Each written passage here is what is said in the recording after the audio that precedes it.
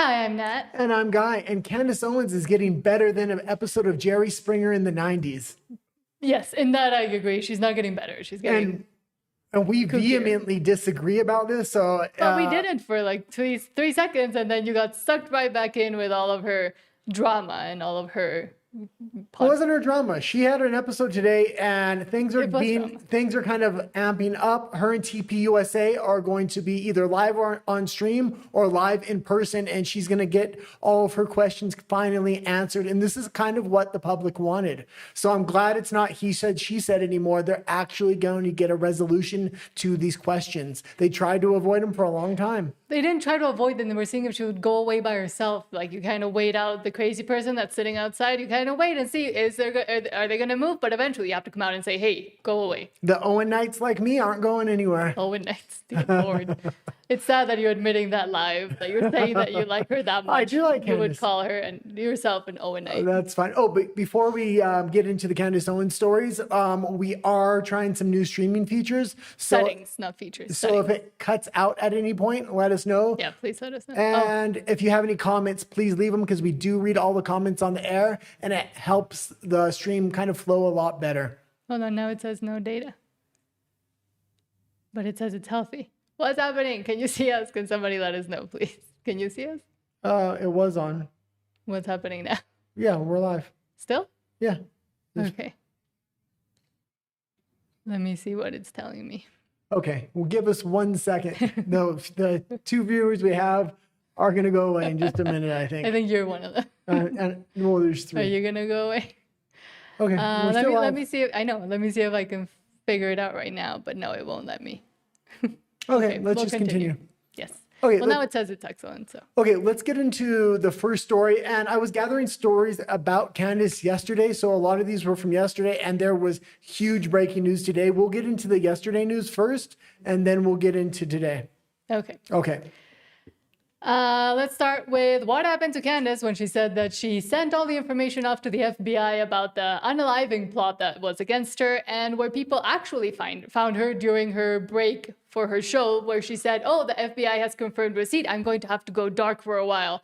The same while that every single other YouTuber, podcaster, etc. in the States also went dark because it was Thanksgiving. There's a reason I grabbed two stories about this, because I think this has actually been debunked. We weren't sure. I thought Candace Owens might address it on her show today. She didn't. So if it was debunked, she would have. Well, let's go into it.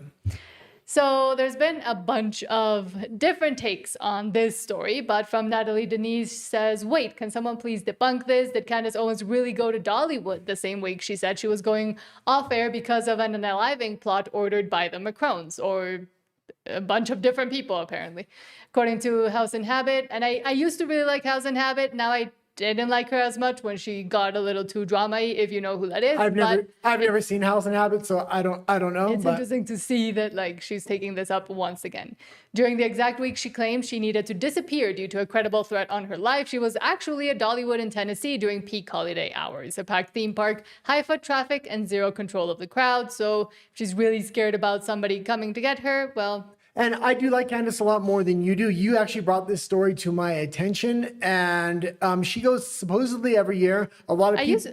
I used to like her, I'll say this. And to the people, before anybody comes and says, I'm so jealous, it's not jealousy. It's just me wanting to actually get her better and make her do and give the actual evidence and be able to do something without just all the drama. Okay, let me get the full story out before you kind of start defending yourself here. I'm not defending myself. She goes supposedly every year. A lot of people do suspect. To Dollywood. A lot of people do suspect a lot of these videos and photos were from last year. But they weren't. Although she was wearing something different, but sometimes you do change throughout the day. So no, and her hair is shorter. Okay, too. well, let's show what they're kind of. Okay, so this is a creator that one of them that talked about it. Wait the hell a minute. So right before Thanksgiving break, you guys know what Candace posted, this elaborate plot by foreign governments, including the Macrones, the French government, and one Israeli, apparently, that planned to assassinate her. Very, very drastic claim. I mean, this is serious. So House and Habit posted this earlier today, that apparently Candace Owens, on this break, where she went off air dramatically, apparently, allegedly, she went on vacation to Dollywood, which, by the way, is completely fine. I'm not coming at you for that. Enjoy yourself, girl. But you just claimed that an entire foreign government is trying to assassinate you, girl. Like, along with one Israeli, apparently, like, and you're at Dollywood? The text message that is attached to that photo, and it reads, my daughter's best friend went to Tennessee for Thanksgiving. They spent yesterday at Dollywood. Guess who she ran into? Yep, Candace Owens, out in the open in a public place amongst claimed assassination attempts. Make it make sense. And yes, this photo is from yesterday. Oh my God. And if this is true, that her daughter's best friend just ran up to Candace Owens, that means that Candace Owens didn't have her security on her or something. You know what I mean? She wasn't high security, right? Is that what that means? Like, there's like, how do we make this make sense? Like, so we'll kind of leave it there. As the audience probably knows, I really do like Candace, but I will say this: if she was at Dollywood after making these accusations about people attempting to end her life, it does not look good whatsoever. I was really hoping she would address these on her show, especially because Nat keeps bringing these up to me, and I have very little way to defend it other than to say, potentially these are from last year because supposedly she goes every year to Dollywood. However, again, she was wearing something different. And it is interesting that we'll talk about what happened with TPUSA as well, but people keep flip-flopping on her as well. And people keep starting to defend her, and then they realize that maybe there's not much to defend there. Then they go back once she has a new episode or she has some new breaking information. She hooks people back in with... Well, I think a lot of people are turning against her, and she is getting a ton of negative press, not just from the mainstream media, but from the independent media as well. So I think a lot of the stories coming out and things creators are going to be talking about are maybe these more negative implications. That being said, I think she did very well on episode today. She is managing to get a response from TPUSA. They're going to confront each other head to head. Well, I would assume that would be on a live stream. I don't think she's going to go out there, especially if people are kind of after her. Then again, if she was at Dollywood, I don't know if people are after her. I do hope she does address this Dollywood claim. She may not even heard about it because it was a little bit of fringe. Everywhere. It's not everywhere. It is. I mean, she has been publicly, or she had publicly fought with House and Habit, so I know she keeps tabs on House and Habit as well, and what they said over there. You're kind of going over to my side now. If you're saying she has a public feud with House and Habit and they're the ones reporting this, can we really believe what they're reporting? Yeah, she had a public feud with Charlie Kirk and TPUSA. Can we believe what she's been reporting? And or she was in love and heartbroken that Charlie Kirk didn't want her back. That's what and now she's avenging his assassination by investigating every single thing, turning over every single rock. You're jumping to major... Which are all just texts she receives from who knows who. I think the fact that she's actually getting a response out of TPUSA is huge. Because they had to. No, there is a lot of things going wrong with that company. A lot of people are digging into their financials, and I really, really want to see their responses to a lot of this stuff. People are digging into their financials, but at the same time, without concrete proof either. No. Yes. There is concrete proof. So I want to see what the response is to that. And also, if she can make them have public statements on a lot of these questions, this could potentially have them incriminate themselves. So, and or ruin the actual investigation into the assassination of Charlie Kirk. I think that's also why they didn't want to come out so publicly and have to give all these receipts, because those are things that can be used during the actual trial, the real trial, not the Candace Owens trial of TPUSA and Charlie Kirk. Okay, let's go into the second part of this story because it's still about this Dollywood thing. Oh, you only grabbed one of my posts? It was you only grabbed there was only one. Yes. Okay. From Magageddon, Candace Owens drops bombshell. Andrew Kovic, they got the name wrong, allegedly lost millions after Charlie rejected Benjamin Netanyahu. Questions raised about Pierre DuPont funding TPUSA. Another one of those extravagant, insane claims that Candace has done lately. I don't think this is an extravagant claim. The Pierre DuPont thing? She connects dots like she's trying to make a little dinosaur out of something. Okay, if she ends up being right here, you're going to owe me a big apology, and I'm more than willing to apologize if I'm wrong on this. I'm going to follow Candace through on this thing, especially because she is getting a result and they are finally going to address the questions that she has live. We're going to have both statements from both TPUSA and her response to TPUSA. And the final conclusion is, they're going to meet either on a live stream or in person so they can address every single question, which is absolutely huge because TPUSA has been avoiding the questions. Because what I'll continue to say is, she can keep talking, she can keep doing her weird conspiranoid theories, but until there's concrete proof, I will say, take it with a gigantic grain of salt. I'm not saying she should stop talking or that she should go away. What I'm saying is give people actual Okay, information. what I'm going to say here is, And then I'll say, okay, she has a point. But until that point, there's tens of thousands of people with question marks around TPUSA. So if they can clear all this up by talking directly to Candace, addressing a lot of their financial issues and a lot of these other issues surrounding them, they can reinstill confidence in the organization. And that organization is expanding at a rapid pace right now. They're in absolute need of kind of quelling any fears that the public does have right now, because it will only help them in the long run. So I think actually addressing this could very much help them. Yes, unless, again, it would interfere with the actual prosecution and the actual case. There's a lot of questions around the actual case as well. Yes, but at the same time, regular people, not everybody is a detective. Yes, it helps, and with social media and with information spreading out, there have been some cases that have been resolved thanks to the online and on the sleuthing that people are able to do. But at the same time, they're not, fully in it. They don't have all the information, all the context that the agencies have been able to gather. Am I glad? I don't trust that.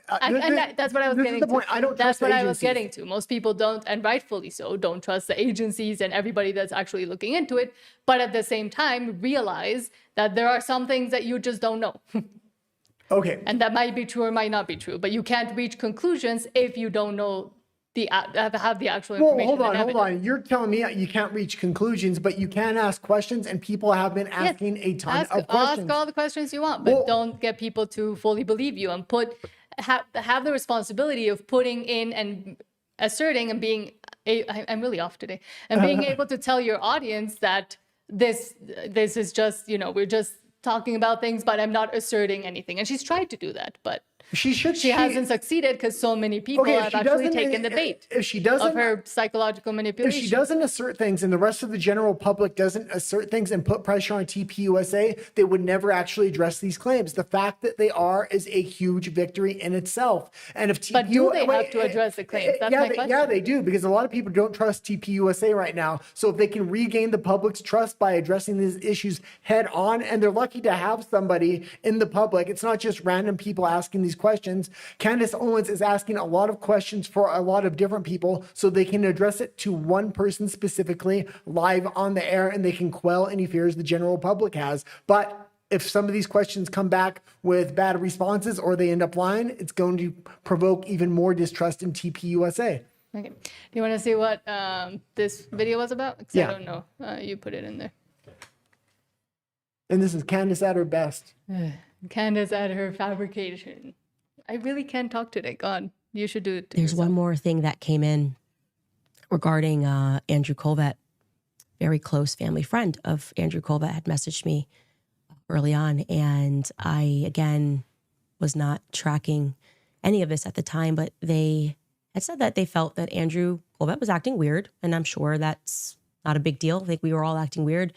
Charlie Kirk was assassinated. But moreover, they had mentioned that specifically Andrew had told them that when Charlie said no to Bibi, he lost out on millions. Now I'm going to say allegedly because this is a tip, but I have that tip in writing. I'm not lying to you. And then show it. Show us the tip. Show it in writing. First of all, give us the actual information. Yeah, she is. Isn't it weird? And she uses that tone, and it's very specific, and she knows what she's doing. She's good at manipulating the narrative, but. Well, hold on, we're not done with the clip, but I'm going to say this. She's been holding, I think she's put a lot forward and enough to really put pressure on TPUSA to actually address it. She obviously has, otherwise TPUSA wouldn't be directing a response to her. That being said, I think she's held back certain information that they don't even know she has, and now she's going to ask them live, and we'll see if she actually brings it or not. Yeah, we will. She won't. I thought to myself, that is so weird. How could the spokesperson at Turning Point USA be how could they be gaining millions from that? What is the structure here of these contracts that even people that are in PR, people that are running PR departments are getting tips on the basis of donations? I don't know how this is working, but we need to figure out how this is working. I think it's really important that we learn the truth about what happened. Who's Pierre? Is it Pierre Dupont? And again, those connections that make no sense. They make perfect sense because they make perfect sense for the narrative she's trying to put out. So she's trying to find every single tiniest breadcrumb that she can include to further the insanity. Okay, we can keep going back and forth on this, but finally they're going to come to a head. They're going to address each other live on air. TPUSA is going to answer the questions. I actually wasn't going to go in this in depth on the Candace thing again because we've been covering it a lot. But the fact that there's an actionable thing that's happening now where TPUSA and Candace Owens are going to be going head to head and really addressing the things. And if they can actually sufficiently answer her questions, it's going to not only be good for TPUSA, but big for the midterms as well. I guess, but I just think the fact that she is trying to essentially actively destroy every single thing that Charlie Kirk built up, be it financially completely in the clear or there being some weird things, the fact that she's going after it is kind of disgusting. If she actually was a friend. If she was in love, then she's a scorned non-widow because he rejected her. The day before Charlie actually was ended, he wrote a text message saying he thinks something was going to happen tomorrow. To who? Was it to him? To that himself? He was going to be ended. He himself wrote it to himself? No. Who did he send it to? To Candace. I believe it was to Candace. No, because they were not talking then. Okay. They haven't talked for 2 years. And she's even admitted it because every single text she has shown that he sent her are from 2 years ago. It was either to her or to somebody within the TP organization. But do you also know how easy it is to fake a text? Okay, and to show that faked? We're going to see. Okay. It's all going to come out now. So the person that got the text on your phone, show us on your phone. That's what I would need for me to actually believe it. You really like TPUSA. I don't really like TPUSA. I like Charlie, and I like the message and the goal that Charlie had. The organization itself, I never really knew much about. I just followed them and read and watched what they posted and stuff. When I've been asking questions about TPUSA, you want to disregard them and you don't want to look I don't want to into them. disregard them. It's because I've seen other people break down how ridiculous those claims are, and with actual information and the actual way that the processes work. For example, for filing all the tax stuff that some people are looking at. They haven't answered the questions whatsoever. No, they haven't. Not them, but other people. No, they actual haven't. accountants, actual lawyers have broken down the claims that others have done and have shown how ridiculous their those financial claims records weren't even out until sleuth reporters started asking questions. Then all of a sudden they backdated the files. They did not backdate. Yeah, and they're sending a ton of money to within different companies within TPUSA. This does not look good. It's not necessarily illegal, but it's not going to look good if all this comes out.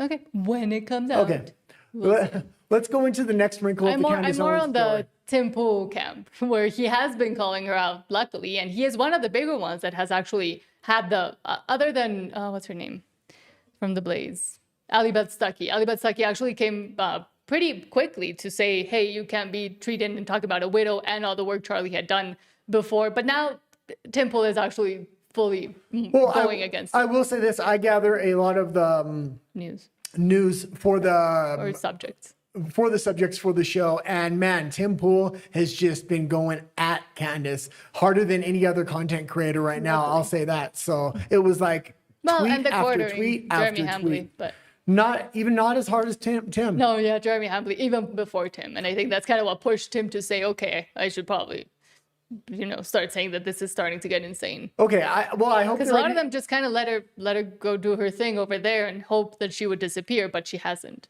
Yeah, she's asking disappear with the story, with the ridiculous claim. Well, I'm glad her questions didn't disappear. Now we're going to get answers to them. Okay, let's continue. We'll have to see how she reacts and what she says when those answers come, and if because there's a really easy way to say no, that's not true. No, I actually don't. And continue on her crusade even once she has the questions answered. I don't even know what I'm saying. From Timcast News, the idea that you would try to destroy them, TPUSA, and get everybody to pull their donations using the insinuation that they murdered Charlie Kirk is evil, regardless of anyone's opinions of TPUSA. Candace Owens' attempt to end the organization by suggesting it's responsible for Charlie Kirk's murder is vile. And they did talk about this yesterday. I believe this is from yesterday. But, okay, first of all, before we get into the clip, it's not just Candace asking these questions. A lot of people online and a lot of content creators are asking questions, and commenters within their communities are asking questions too. So if it was just Candace, it would be one thing, but it's literally tens of thousands of people wanting to know and have answers to this. The crazy leading the crazy. Right-winger turns on Turning Point leadership after murder. Candace has, I would just describe it as officially gone for I don't know, what would you describe this as? The kill shot on Turning Point USA. She is not just implying that they were involved in the murder of Charlie Kirk, but that everybody should get a refund. And she's trying to get them to pull their donations. She tweets, I received information last night that put the final pieces together for me. I now can say with full confidence that I believe Charlie Kirk was betrayed by the leadership of Turning Point USA and some of the very people who eulogized him on stage. Yes, I will be naming names and providing evidence for my claims. And I'm making a personal plea to every well-meaning person who donated to this godforsaken organization to request a refund. You were lied to, and leadership knew. Oh boy, Candace is doing everything she can to destroy Turning Point USA. And then we have, we have this video. Evan Kilgore posted it. Candace Owens just said a close family friend of Andrew Colvett allegedly reached out to her and said that Andrew told them he lost out of millions when Charlie rejected the deal with Benjamin Netanyahu earlier this year. Let me play the clip for you from her show. It's a minute long. We just can't all be. Oh, this is the clip that we just showed. So, oh no, you can keep playing the clip. Oh. You just have to fast forward through that Candace Owens part because we just watched that. Okay. How long? Okay. There you go. Friend of mine, and we were talking about how the average reading level in the United States is around like 7th grade, and I think she first had the 8th grade, and I was like, you know, this is funny because this just came up on Timcast earlier the other night. I think it's actually around 7th grade, and then I was like, I double checked because we pulled up the data, and it actually ranges from between 5th to 8th grade, so it's like 6th, 7th grade reading level. And if I don't think Candace is stupid, I think she's actually super intelligent. I think she's a genius, and what I mean by that is not that she's a good person, but I believe that she is extremely aware. She is quick to learn and understand what she's doing. That's why I think what she's doing is amoral, is wrong. It's immoral. Because the way she just phrased all of that to imply that there was some illicit deal with Andrew Colvett in Israel, it's exactly what she's been doing. And I'm going to say this, much to the, I suppose it'll sound elitist and insulting, but the people of low reading comprehension who can't parse through the manipulations, they believe this. Let me, I was at the poker room over the weekend, and there were these young guys who were like, did you hear that Candace is in hiding now because Israel and like they're trying to kill her over this Charlie stuff? And I said, you mean how she posted her show was off the air for the week because it was Thanksgiving? And they were like, she didn't say that. I'm like, yeah, she didn't say anything. It was vague. That's what she does, vagaries, so that you connect the dots and you can believe whatever it is you want to believe without her actually having said anything. So let me put it like this. If Andrew Colvett is working at a nonprofit, or literally anybody works in a nonprofit, often you get commissions on, it's called development. If you bring in a large donor, you will get a commission. That is completely normal at nonprofits. You may not like it. People may say, I think it's wrong that you get a commission on donations, but nonprofits are the same as any other business. So executive directors at nonprofits, at big ones, are going to make $1 million salaries. And it is, I honestly think it's stupid that people get mad about this because if you want CEO level talent, you have to pay CEO level wages. Usually it's not going to be identical.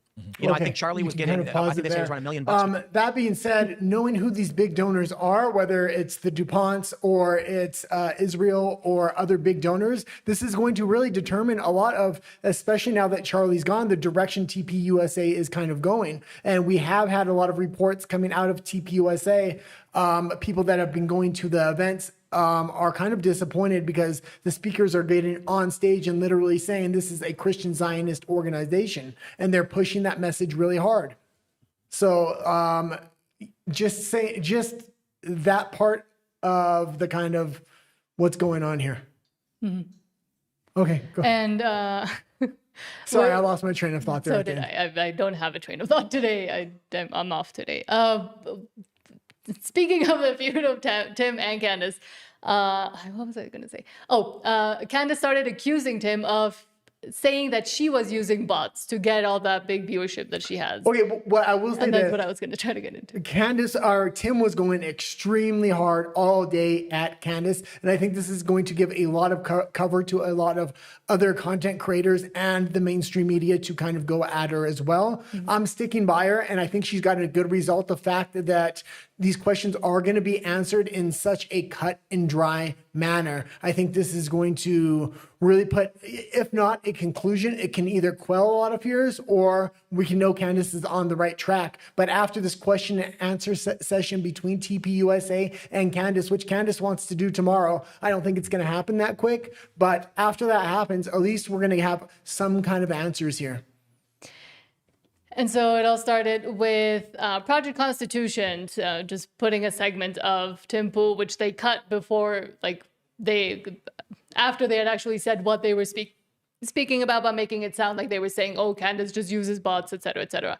So they said, oh, we challenge anybody that can show that Tim Pool actually does use bots, and that's how he gets most of his views, to prove it, and we'll give you $100, something like that. And then she obviously came out and said, oh, I love this challenge, lol. I never used any bots, nor do we spend a single dollar in advertising. We also took $0 from investors, says Candace, after my highly publicized blah, blah, blah, blah, blah. And she wanted to go at it alone. And then Tim actually then had to reply, we never said you used bots. It's a fake post. We were talking about Twitch having bot problems and how people boost their shows to get status and claim high earnings. And I've consistently explained that your show is appealing to larger audiences and women because it is dramatic and emotional. So I guess that's why Guy likes it. But I was going to say, and we have been, at least I have been noticing, looking at, because this is a smaller channel, we have a bigger channel in Spanish that we had started all the way back when we lived in Canada. And we have never paid or wanted bots or done anything we wanted our growth to be organic because we wanted to see how to actually do it. And with this English channel, I mean, it's been harder because we're streaming and uploading from Mexico. So it first goes out to a Mexican audience and they're not interested in an English show or what goes on. Because we moved from Canada to Mexico. Yes, because we moved from Canada to Mexico. And we mostly know and cover US and Canadian politics and European politics. But what I have noticed is that the first time we talked about Candace, and it's kind of the test we've been doing right now as well, we got way more viewers, and it seems like YouTube is pushing her, or someone or something is pushing her. And I'm going to say right now, we continue to get this person commenting called Lauren RI4V with apparently nonsensical comments, or at least comments that don't go with what we're actually talking about. We love comments, we read them all. But I have noticed this person coming in and giving the exact same comments each time, only when we speak about Candace, only when the title or the picture of Candace is on the stream. So that might prove that someone is wanting to bot Candace's name or bot stories about Candace. I don't know why. I don't know if some of you are bots or you're all human. If you're human, put an H in the chat.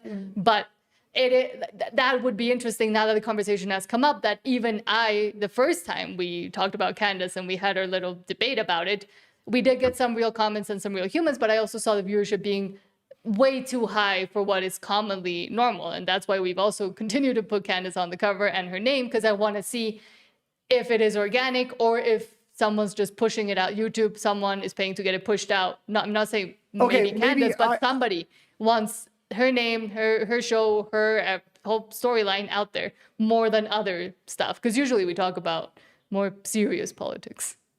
Yeah, well, what I was going to say was when this originally came up, a lot of content creators that I was watching were saying if they put Candace on the cover or in the name, that they notice an inorganic number of people watching the stream. Mm-hmm. Yeah, even though we're a very small stream, when we have 15 or 20 people watching, that's not normal for us simultaneously on this channel, on your channel. We're trying to grow it and we're trying to improve it. That being said, I said, well, I'll test it on this channel. And I did notice it right away. I said, okay, let us test it again. I think we've done 3 or 4 episodes now with her on the cover, and we have gotten a lot more views than normal. And it does not seem, based upon our like rates or comment rates, that it is all human all human contacts or people watching the show. It seems like it was bots.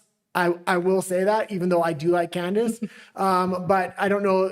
That doesn't necessarily mean it's Candace putting it out there. It can be that's what I'm saying. Any number of things. And again, unlike Candace, and I won't say it's so suspicious that we're getting so many views, and who might be wanting us to talk more about Candace? Is it Candace? Is it Tim? Who wants all this information out there? Who do you think? I'm just saying it's suspicious. It's very suspicious. Okay, you're not Candace Owens. Calm down. But that's what she does. That's how she gets people. And that's what I'm saying. If there's humans right now watching us, put an H, please. Just comment an H, because I want to know. Yeah, what I was going to say was I did a few episodes with her on the cover. I did notice there was quite a few people, and it was probably bots. Mm-hmm. That being said, I wasn't going to actually make the whole episode about Candace today. Mm-hmm. But the next couple stories we're going to get into were like major stories that are going to really affect TPUSA and the social media space over the next month. So I did put a lot more Candace Owens stories in today. That being said, we don't have that many people watching today. No. So, which is interesting. yeah, but it could also be that now TPUSA is going to have to put their money where their mouth is and actually answer these questions. And now they're maybe wanting to stop pushing the story. So you're thinking it's TPUSA? I don't know.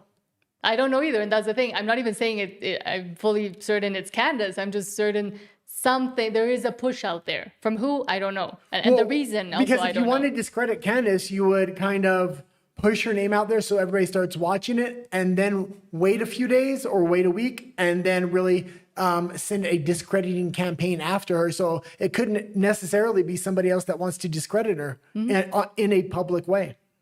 So, But I mean, for me at least, there is more and more evidence each time we do this and talk about her that it is inorganic. okay. Even for smaller channels. Well, let's go into the next wrinkle of the story. What is the next article here? Oh, what I was saying, and it's the exact same thing I told you right after I watched her episode, was it yesterday?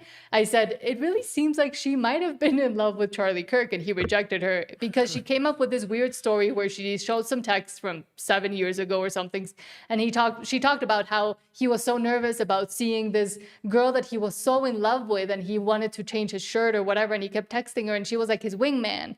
And she was helping him get all these dates and date all these women when, again, it has been very public that he was very in love with his wife, Erica Kirk. She's a widow. She's sad. But again, it seems really weird that she included that after everything else and all the other stuff she was going into. Then she comes out with this, oh, I was his wingman and I was like an alien and he was like a time traveler. And it sounds like a romance novel she's trying to write.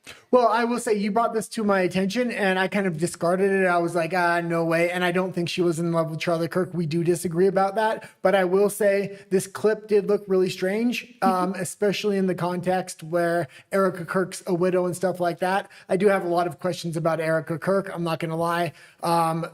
The connections of her father to Israel Raytheon is kind of crazy. That being said, I don't think Candace was in love with Charlie, but I do think this clip was strange. So I did include it because even though I'm pro Candace, you were anti Candace, and this was one of your big talking points. I'm not anti Candace. You have to stop saying I hate her. I'm anti her. It's just that I'm not believing everything she's putting out there. Just like her, I'm asking questions and I'm saying don't like full-throatedly believe every single thing she says or go down her insanity path without also doing your own critical thinking before you accept every single thing she says. Because it's interesting. Today, when Turning Point came out with that video and saying we're going to answer questions, you came to me and you said, oh, now I'm starting to doubt about Candace because they actually address her claims and they're actually saying that she should come on and she should talk with them and debate them. And you said, now that's making Candace seem, or I'm starting to have doubts on Candace. Then Candace came out with her little psychological manipulation and you were drawn right back in. You came out and said,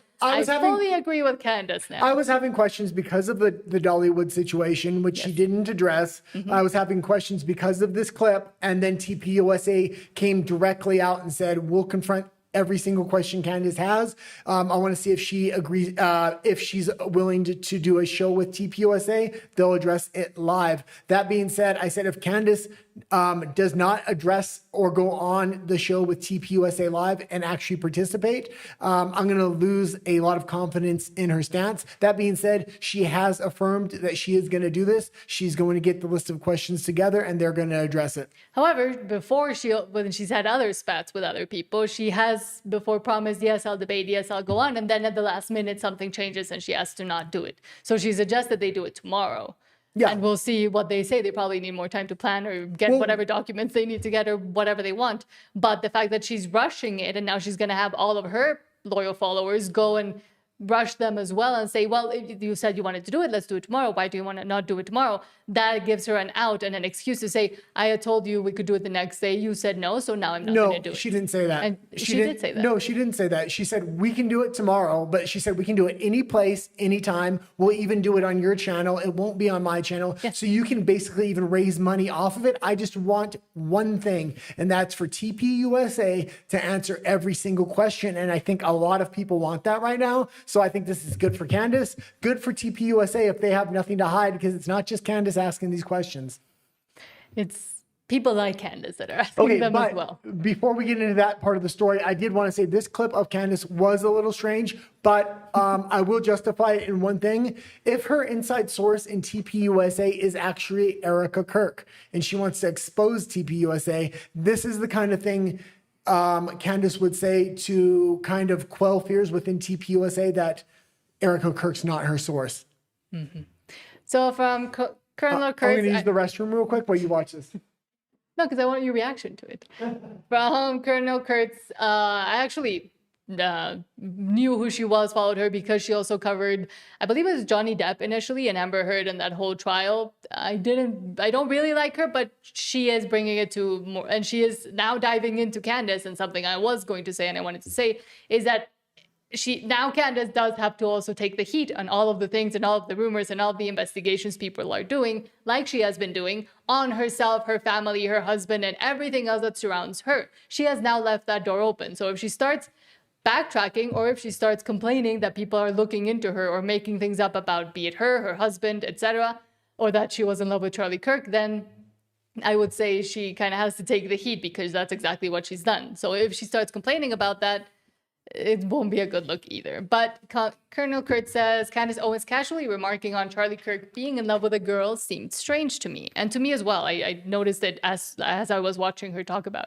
watching Candace talk about it. She's clearly not talking about Erica here, but someone prior. Nothing wrong with it, but rather tone deaf given the circumstances. And Candace doesn't know much about tone either. I'm going to miss Charlie going on dates and the girl they liked and me always being the wing woman and him asking. This text message is one of my favorite text messages between me and Charlie when he was getting ready to go on a date. And, he didn't date many people. And he was just kind of in love with this girl. And he was asking me, should I wear this? And this is the text message. It's so sweet. He said, do I have to change this shirt? And I wrote back, yes, and throw it away if you can. Charlie, and he writes, okay. I'm going to miss Charlie going. And that's it. And she continued to go on, and she did continue to talk right at the end of the episode too about the dates and the girls and her relationship with Charlie. And it does, each time she brings it up, especially with the text or her relationship with Charlie, it does point to, and I will say it's suspicious, that it does seem like she might have been in love with him. Well, that's the conclusion you jumped to. Yes. The conclusion I jumped to is Erica Kirk might be the inside source, and that she wants to not let TPUSA insiders think that her inside source is potentially Erica Kirk, who's now the CEO, which a lot of this stuff lands on her head if the organization's dirty. So maybe she does want to clean it up from the inside. I hope that's the case. I would, even though I have a lot of distrust of TPUSA, their financials, and I really hope Candace does focus on the financials when she asks these questions. And I really hope they do give honest answers, because that would help clear the air out of the room and just quell a lot of fears. Yes. Okay. And now we'll get into the big news of the day, I believe. The TPUSA response. Okay, this is going to be quite a long response. We're going to show the whole thing because it is really important. That being said, I think this is the right thing to do right now for TPUSA. The thing is, if they come out and they lie about any of these questions, or they say, oh, we can't actually discuss that, it's going to look really bad. And I'll continue to say there is more important news and more important things, even for the conservatives or American population or even the followers of Candace, because the midterms are coming, because President Trump and all the world, there's interesting things happening. And I do think it is too much of a distraction, not just with this, but also the Nick Fuentes, the Tucker Carlson, all the infighting, all the fracturing is not helping the U.S. actually move forward or get any of the goals or things they want to do done if they continue to focus on. Yeah, and even though I'm really kind of hard on Trump, I am a big Trump supporter. I have been in Canada. I am again here in Mexico now that we moved. I try to call out things that I don't like about the administration to hopefully push them in the right direction. And in the past, the Trump administration has been able to course correct, but the midterms are coming up. And I think it's now time to kind of really get behind him, because if he loses the midterms, they're going to be able to freeze him out in the second half of his administration and potentially impeach him. He's done a lot in the first 100 days, even if there's some things I disagree with, and I wish he would focus on domestic issues more. I will say he does have a lot of people coming at him internationally, whether that's the City of London, whether that's Russia, China, the Middle East. I mean, he's having to fight these battles on an international scale. So I understand really really focusing on international issues. Now's the time to get kind of behind him. In order to do so, I think we need to clear the room out with what's going on with TPUSA, Candace, what's going on with Fuentes, and this social nationalist movement that he's kind of putting forward. Yes, but from MJ Truth Ultra, TPUSA producer Blake Neff announces they will be addressing every single Candace Owens claim live on air and invites her on the show to talk about each claim as she makes them. The ball is now in her court, he says, because she kept saying the ball's in their court, the ball's in their court. Well, now it's on hers. And the beginning of the statement, he was reading the statement. They go through a lot, but it's the end of the statement that's very important, and I think that's why we're going to play the whole thing here. We have almost totally avoided on this show. You probably already know what I'm talking about, which shows just how ubiquitous it has been. Ever since Charlie's murder, Candace Owens has leveled a flood of allegations against people at Turning Point USA, people at Turning Point Action, and people who work for this show. She's made them against some of Charlie's closest friends and against some of his most dedicated employees. She has suggested that Michael McCoy, Charlie's chief of staff, knew Charlie would be murdered, was happy that he died, and stayed silent because he was told he would be the next Charlie. She has suggested Michael is not his real name. It is. I have seen his birth certificate myself. She has called it suspicious that Mikey's wife, who works at Turning Point, helped plan the campus tour event where Charlie... And this statement was released just before Candace went on the air. Candace covered each of these points, point by point, live on her show. And some of these things she actually never accused them of. Other things she clarified the questions she wants to ask.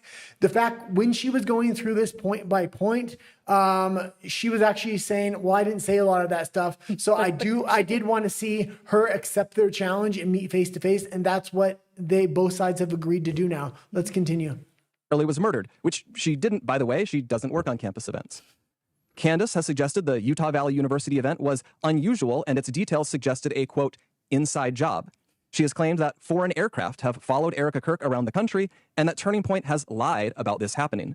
She has accused us of lying about Charlie wanting Erica to take over for him if he died. She has suggested Charlie's security team intentionally denied him first aid after the shooting to ensure that he died. She has raised suspicions about the head of our technical team because he took an SD card out of a camera. She has spread absurd claims that Tyler Boyer, who we just had on the show, sexually abuses male interns. She has suggested that TPUSA faith-affiliated pastors, like theologian Frank Turek, who we'll have on in a moment, and Pastor Rob McCoy, are part of a military, quote, infiltration of Turning Point, either because they are veterans or because they have family members who are. Even if not everyone has been named specifically, though, Candace has effectively tarred everyone here with complicity in Charlie's death by repeatedly saying he was, quote, betrayed by, quote, everyone. She has said Charlie's murder, quote, had to be approved by Charlie's friends, and then suggested those friends might have her murdered too for, quote, knowing the truth. She has made claims of financial impropriety and fraud at Turning Point, adding up into the millions of dollars, which... And this is, I think, the big point I really hope she digs into is the financial impropriety, because if there is deceptive things going on with TPUSA, it's not too late to kind of clean up the organization, especially before the midterms.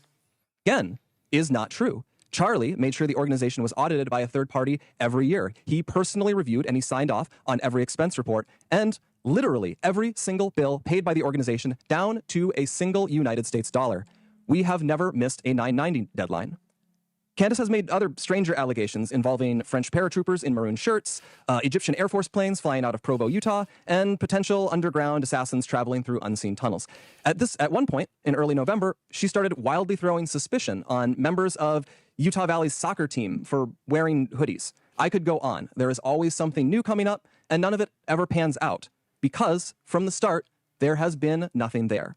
The attacks and allegations from Candace are either lies or they are innuendos thrown around with a total, reckless disregard for the truth so that Candace can manipulate and string along an audience of people who don't realize they are being played. Instead of being able to grieve properly after one of the most heinous murders in American history, a murder many of us had to witness, my friends have had to endure harassment from people who have gotten whipped up by what Candace is saying. In fact, I would say we have suffered more harassment from these people than we have from Antifa supporters who... And I'm really glad they're going the route of confronting Candace and allowing her to ask questions on behalf of the general public rather than engage in a litigious lawsuit. I think it really is the best path to go for TPUSA if they want to clear the air in the room. If they would have filed a lawsuit, I think a lot of people would have turned against TPUSA. Overtly celebrate Charlie's murder. And just like a lot of those Antifa members, many of these people take this delight in how gross and unpleasant they can be. What our friends have had to endure is not funny, and it's not insignificant. It is evil. I have seen it. For months, we have received hundreds, thousands, I suspect, emails and calls asking us to respond. People have wanted us to invite Candace on the show. But for a long time, our approach was to say nothing. We did that for several reasons. First, we thought that her prevarications were so absurd that nobody would believe them. We shouldn't have to answer questions about secret tunnels or Egyptian Air Force planes. That sort of thing is just, it's beneath contempt to respond to. The second reason we've said so little, though, is because there's a good rule of thumb, which Charlie followed. Do not feed the trolls. Focus on the mission, reviving America, uplifting young people, making heaven crowded. Don't give air to people who want to tear you down and sow discord. Lastly, we didn't respond because Charlie always viewed Candace as a friend, and we were holding out hope that she would return that friendship and stop what she was doing. But a week from now, it's going to be 3 months since Charlie's murder. Candace has not changed her behavior. She has continued to spread falsehoods about Charlie's friends, and she continues to concoct new ones about new people. She's using these falsehoods to enrich herself while dividing the conservative movement at an absolutely critical time for this country. And far too often, we here have heard from ordinary people, people who loved Charlie and who Charlie loved so much in return. These people have expressed the worry that we are staying silent out of cowardice or as some sort of tacit admission that some of the attacks are true. Neither is the case. Our silence has never been, and it will never be, equal to complacency or approval. Still, we decided Charlie would not allow this to go on. Charlie was not a coward. Charlie was a fighter. Charlie would not allow someone to spread lies about the people closest to him with impunity, and he would feel ashamed if other people were stepping up to defend his friends while he never did so himself. Candace has mentioned several times that the ball is in our court. So here's what is going to happen. In the near future, there will be a live stream here in Phoenix where we address in a clear and comprehensive way the claims and accusations, the false accusations that have been made against Charlie's family, friends, and the people here at Turning Point. We plan to walk through everything carefully and thoroughly. If Candace is available, we would sincerely welcome her participation in that live stream at our studio here in Phoenix. At this point, we believe the ball is back in her court. Our motivation for doing this is not out of any obligation to Candace. It is about honoring Charlie. We feel a deep responsibility to protect his legacy, his work, and the truth. I feel that. I owe Charlie everything in my life. I feel it immensely. That was it. Okay, and I think this is going to be huge. If they can appropriately answer these questions without getting lawyers involved saying, you can ask this, you can't ask this, and just allow her to really ask anything, even if it's a radical, unhinged question, I think to quell the fears of a lot of people. And I'm more than willing to put my support back behind TPUSA. As of right now, I've had a lot of questions myself. So I really hope this does turn out in the best possible way. And the way TPUSA is addressing this by actually going head to head with Candace and addressing these questions really is the best way. I'm really glad they didn't file a lawsuit. For now. Yeah. Because what could come after is a lawsuit, maybe, depending on how and what happens during that live stream or when it is. Well, Candace... Because I don't think it's going to be tomorrow. I mean, neither of them have time to do it tomorrow, I think. Well, I really hope it's actually not tomorrow because I think it's not fair to even Candace. I think a lot of people have questions, so a lot of people should submit their questions to Candace, and then she can get the best possible questions for that day and then ask them. Or if it happens tomorrow, it's really too quick to really think out every single question and get all the evidence together. So I would like to at least see a couple days before this happens. I think it's going to be a huge event as well. It really has a chance to have a lot of healing for the conservative movement here. TPUSA is actually the, oh God, what do you call it? The voting arm, not the voting arm.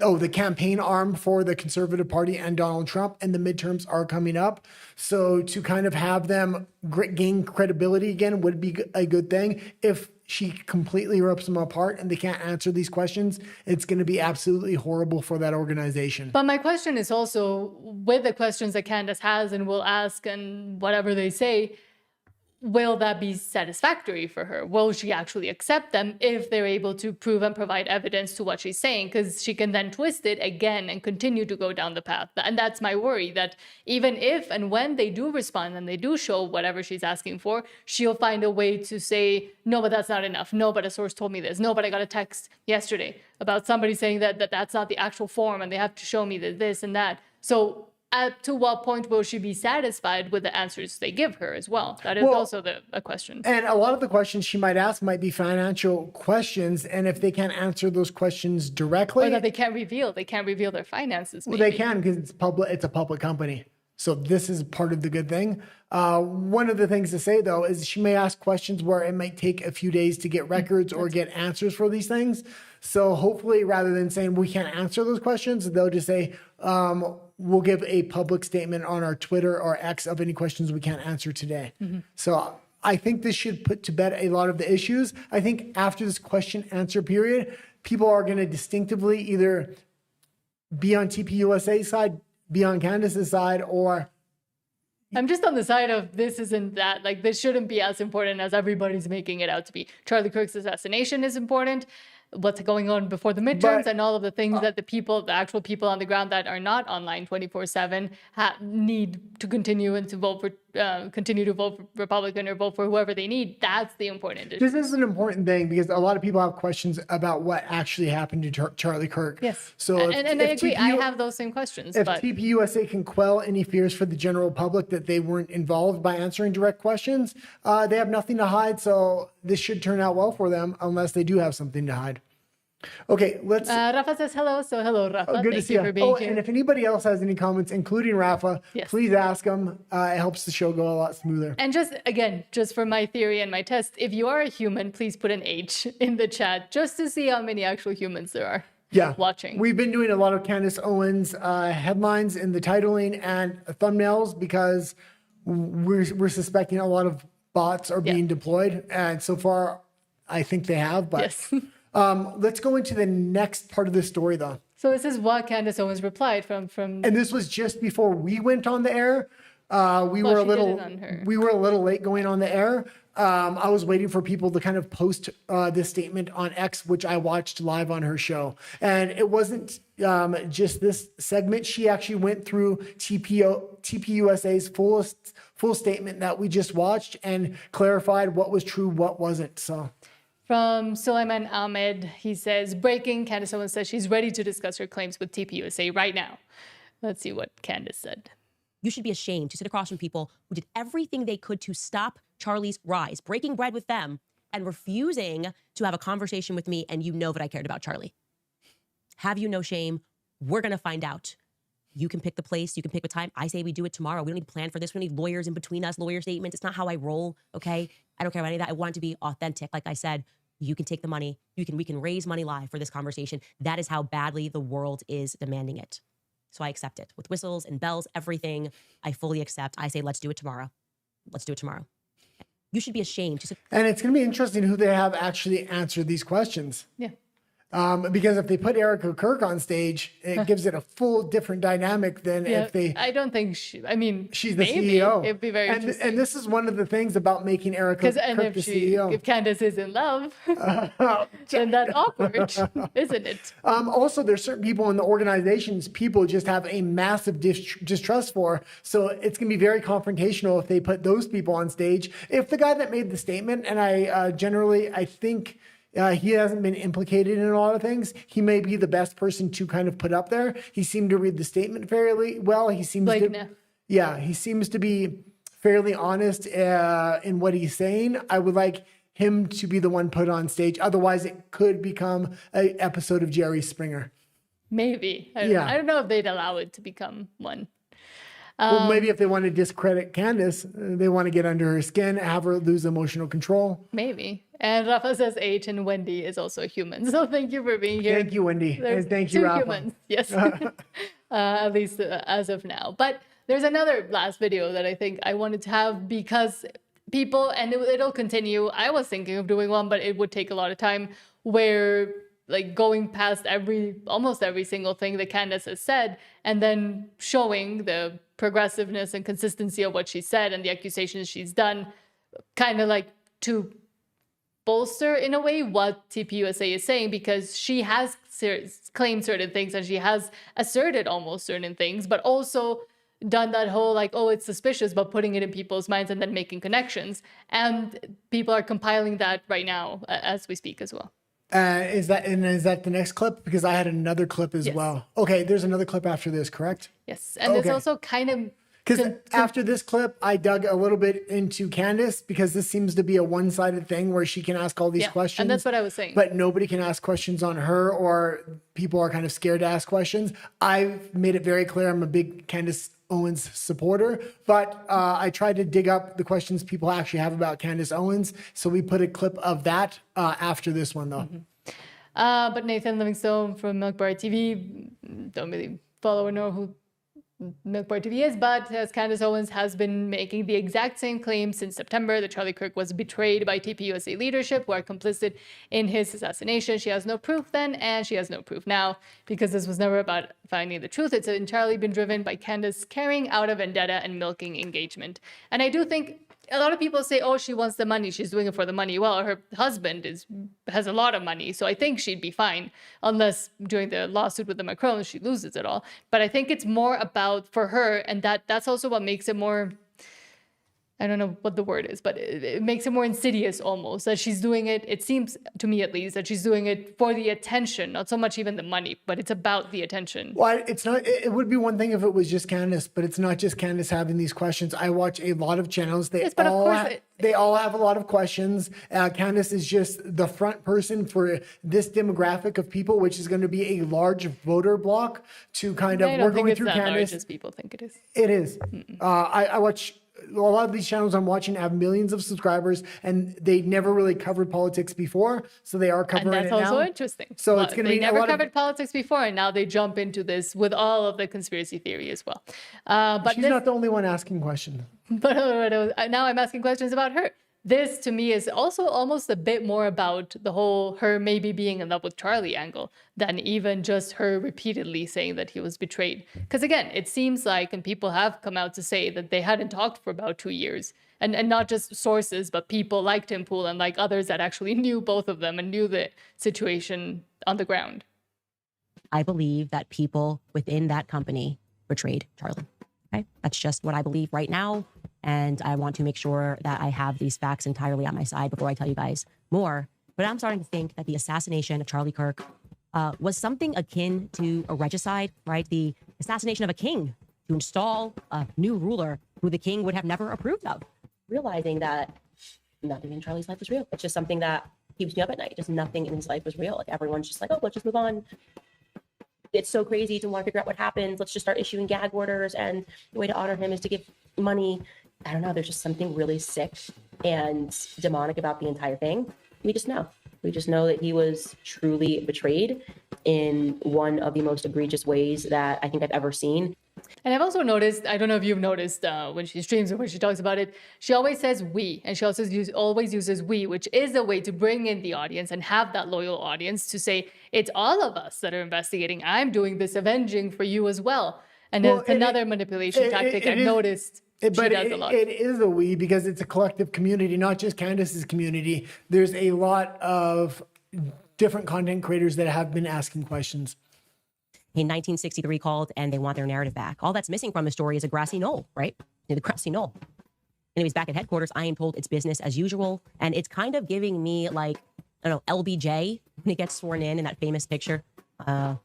Unfortunately, sworn in. Unfortunately, of course, he's sad in this photo. Gosh, he's obviously not wanting to be the president of the United States. JFK was shot and killed. Now LBJ has to step up, unfortunately. But I gotta be honest, And that's another way, again, she's not saying Erica Kirk was wanting to replace her husband as the CEO, but she's implying it heavily. I mean, otherwise, why would she saying it's a regicide and somebody else wanted to come in and instill themselves? She's not saying Erica Kirk. It could have been somebody else. She's not saying anybody, but she's giving that implication where people can fill in the gap. Well, TPUSA took a strange direction after Charlie Kirk's death, at least at their live events. A lot of people have been saying that. I wasn't there. I don't think LBJ was actually that upset. I don't know why. Vibes. The vibes just aren't vibing for me in that picture, but maybe he was. Maybe the truth is that LBJ simply, use an expression, had his wits about him. It's looking to me like the apparent plan was to assassinate Charlie Kirk, who had at long last faltered on the pro-Israel cause, okay, his words, not mine, and then to stage a hostile takeover of his brand and of his legacy. Look, I think by the time we're done investigating this, we're going to have a lot of questions about who had the audacity to honor him last night. I think so. I'm just feeling it. If I had to make a guess, that would be my guess. Okay. And again, she doesn't say anything explicit, but she's saying it. We also have to realize, and that gives her plausible deniability as well. So, I mean, it is smart of her to go about it this way, but we have to realize Trump's not going to be having another term, most likely. He's only supposed to be able to run for two. So there's a huge power struggle happening within America First movement, the MAGA movement, the neocons, everything within which kind of rounds up conservatism. And we have to realize Candace Owens and her husband are an absolute massive power couple. They had the platform that got shut down. They had Parler, and Parler was really set to become a multi-billion-dollar platform if it hadn't lost access to the App Store at that time. Once it did, it completely disappeared. And he was actually a big conservative donor trying to direct the movement before. They met at a TPUSA event originally. So there are a lot of questions. Are a lot of these things that are happening, whether it's Nick Fuentes over here or Tucker Carlson over here or Candace Owens or JD Vance, they're all vying for power. So they all want to discredit each other. And I think that's what's kind of going on here right now.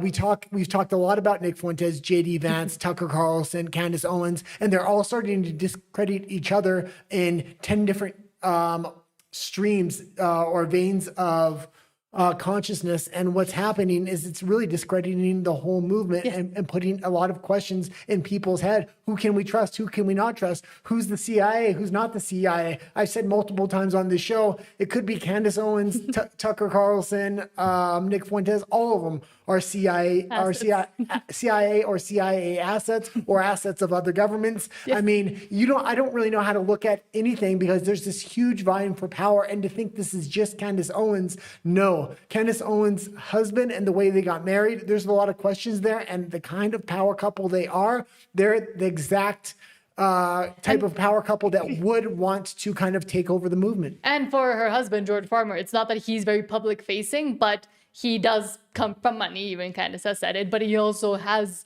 been involved in the background of a lot of different things involving U.S. politics as well. Yeah, and UK. And I'm bringing this up. He's British. He's British. And the city of London has a huge amount of animosity towards Trump and the modern populist conservative movement. That's probably the number one enemy that's trying to kind of sabotage these Ukraine negotiations. A lot of people suspect if the Ukrainian war kind of goes away and peace comes, that a lot of these agencies centered in the city of London are going to try to create a civil war within the United States.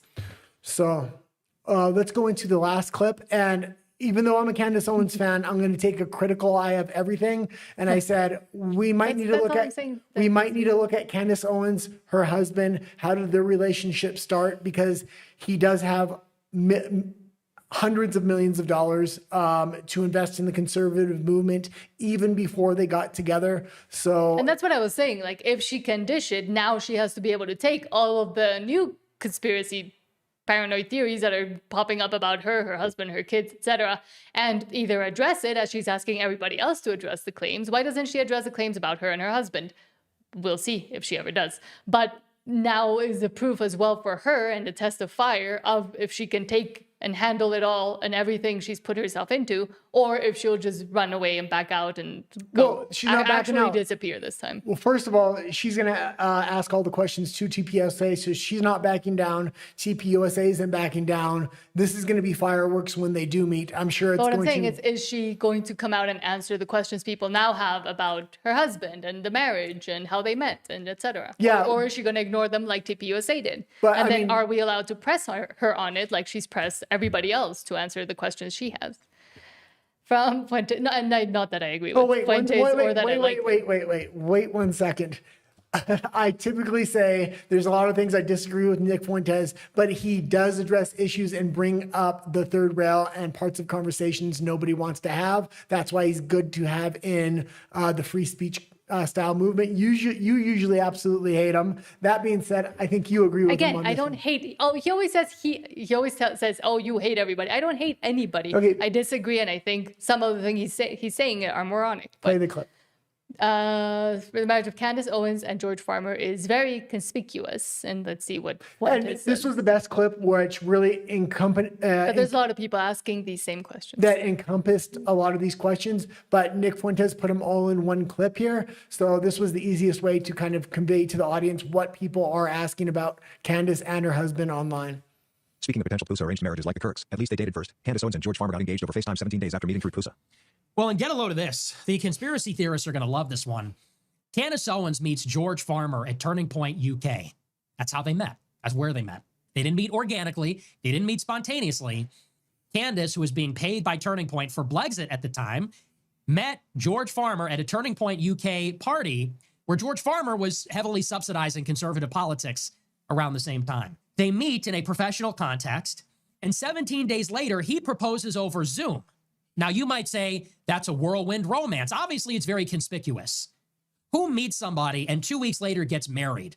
Now, some people might say it happens. Stranger things have happened. It wouldn't be the first time that's happened, but it's a little bit weird because George Farmer comes from money. His father's a British lord and very wealthy in the commodities trade. And they're both very influential in the conservative movement. They're bridging this transatlantic divide. So it's weird that those two powerful political people form up in a political marriage. But here's what gets weirder. You might say that they meet and maybe they have sex and they fall in love, and in 2 weeks he pops a question, he does it spontaneously. Again, that sort of thing happens. But I've read elsewhere that up until the point that they got engaged, they never did anything sexual or romantic at all. That they met and for 17 days carried on a completely professional correspondence, and then he asked her to marry him. Now that makes no sense at all, if that's true. And I don't know what version of events to believe, if it's the whirlwind romance, if there wasn't anything romantic at all. But I've heard the story told that this rich heir to a commodities fortune, son of a British lord, marries Candace Owens, some black Brexit Turning Point influencers that comes from nothing special. They meet at a political event. They have no sexual romantic relationship. 2 weeks later, he pops a question and proposes. Yeah, something's not right there. That doesn't make any sense at all. That's an arranged marriage. And that's obvious. And she doesn't want to talk about it. She doesn't talk about it. He doesn't talk about it. They don't talk about that because they know how weird it is. And it's no different than Charlie and Erica Kirk. They were set up in exactly the same way. She was set up to interview for Turning Point. I don't believe that. She was dating other people in the conservative movement. She wanted to marry into political royalty. That's why she's in reality shows and music videos. So they set her up with Charlie Kirk. She's an actress. And the same thing is going on with Candace Owens and George Farmer. Very weird. And that tells you that something's up with her. She's in an arranged marriage. She was sponsored for years by Jewish billionaires through Daily Wire and Turning Point. Now that she went full red pill, she remains on YouTube. She's monetized on Twitter. She seems to be completely untouched by any of the censorship, cancellation, any of it. I've never trusted her. Something is not right with that girl. I don't know who she is. I don't know where she came from, but I do not trust her for 1 second. She wants to come and present herself like, I worked for the Jews for 10 years, but now I'm based. I'm not buying that. And then he goes on Nick Fuentes. But He has a hell of a way of putting things, and I got to give it to Nick. He does have the best clips, and that's why I use them. They're an entry point into certain conversations, and I could not find a better clip about this issue with Candace and her husband. And even then, like, there might be another layer too as to why it was so fast, as to why they were set up, and that is that there's claims. Again, claims, it's just random people saying it. Some people that actually know George Farmer, the husband, and Candace, but who knows if it's true, that's the kind of just disclaimer I think she should be putting before she says things, saying that George Farmer has been seen attempting to hook up with men within the conservative movement as well. So that might be an answer as to why they got married so quickly. Well, a lot of claims when I was trying to get this Nick clip, there was things online saying that Candace is her husband's beard, and they have children because that kind of really sells the beard. A beard is if you're gay, you marry somebody and have kids. A woman so to people hide, don't know, especially in the conservative movement. This is the thing that happens.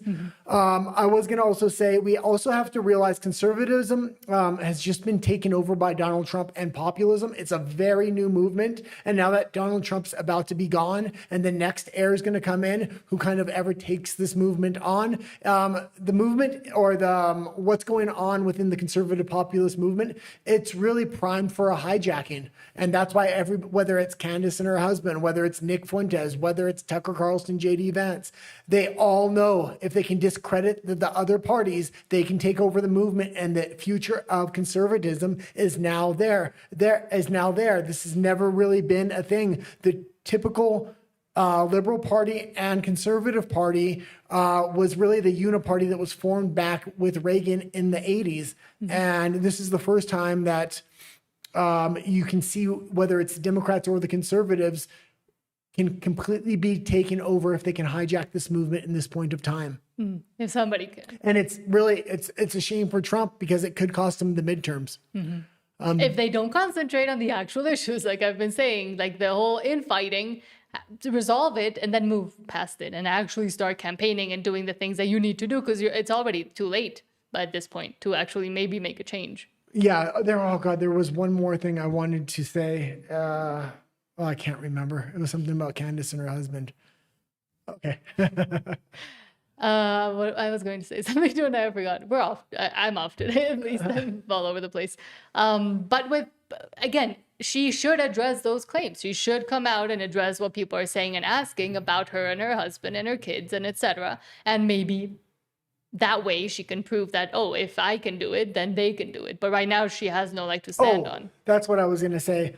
When I got this clip of Fuentes, there was actually another clip and I almost grabbed it, but I had so many Candace stories today. I was like, I can't put another one, but it was her talking about how her and her husband met. It was at a TPUSA event after she was done Russell Brand's podcast. She went to this event 3 hours late. She was seated next to her future husband, what she said happened was kind of odd. He didn't say a word to her that whole night. And that's how they kind of met. It didn't seem like a whirlwind romance. And then what? That was it. But then they kept talking over messages? Over messages, and supposedly to Nick, what Nick's saying, other sources, is they kept in touch in a professional context. And there was another clip of her husband as well that I had found talking about Nick Fuentes, funnily enough, and Candace Owens before he had ever met Candace, and talking about the American populist movement and social media influencers really controlling the movement. So if he had already identified that in his head, and then when he met Candace, maybe he knew that she was the most influential political influencer in the States. And like, if you wanted to take over a movement, I mean, he was already investing tens of millions of dollars into conservatism before he ever met Candace. And then they had Parler. I mean, they are a power couple, to say the least. There are a lot of questions on what's going on there. And again, maybe Daddy Lord, so his dad, who is a lord apparently and has a lot of dealings and tradings in finance and etc., doesn't want his heir, his son, to be, blatantly outwardly gay, because that would go against. So I mean, maybe the push towards marry somebody that's very visible. So there's more pictures, there's more evidence that you have kids, that you're happy in your marriage, etc. But she rarely talks about her husband. But I will say this, he does actually come from England as well. And MI6 has been absolutely instrumental in undermining the Trump administration at every turn, whether it's Ukraine or a litany of other things. They're really aligned with the neocons in the conservative movement. So if anybody has the wealth, the access, and now with Candace Owens to either hijack or undermine everybody else in the conservative movement. It could be her husband. So I do have a lot of questions, even though I do like Candace a lot, and I'm very excited to see this question and answer session with TPUSA and her. I think the public may start having a lot of questions. It's like a struggle session. A lot of people may start having questions about not only Candace Owens, but primarily her husband, really. It's not, I don't have so many. And if she can't answer them. Well, a lot of them she would be able to answer. It would be more on her husband answering a lot of questions. Yeah. But he's less public than she is. Yeah, and I did watch some interviews with him, and I must admit, he did have tendencies, I would say, or at least that's the impression I got. Not on every interview, but especially when he wasn't in the public eye, some of his older interviews. Yeah. But now we're going to another story that you wanted to bring up that I don't fully understand because I haven't seen many of the clips or the background, but do you want to explain it? Well, yeah, I didn't know much about this guy either. He's recently come up. I believe his name is Jack Lang. Jake Lang. Jake Lang, if you try to find him online, there's a lot of people named Jake Lang, so his clips were actually pretty hard to find. He is becoming very prominent in the political movement. It's expecting that he's going to run for politics, either the House, the Senate, or governor, or something like that. I was first made aware of him on his first protest movement where he was slamming bacon against the Quran in Minnesota, in one of the biggest Muslim cities in America. That being said, we'll show that clip so everybody can kind of get the same context that I had. This is where I first seen him. He does have a longer backstory, but I'll just let people see him here first. Just put it a bit faster.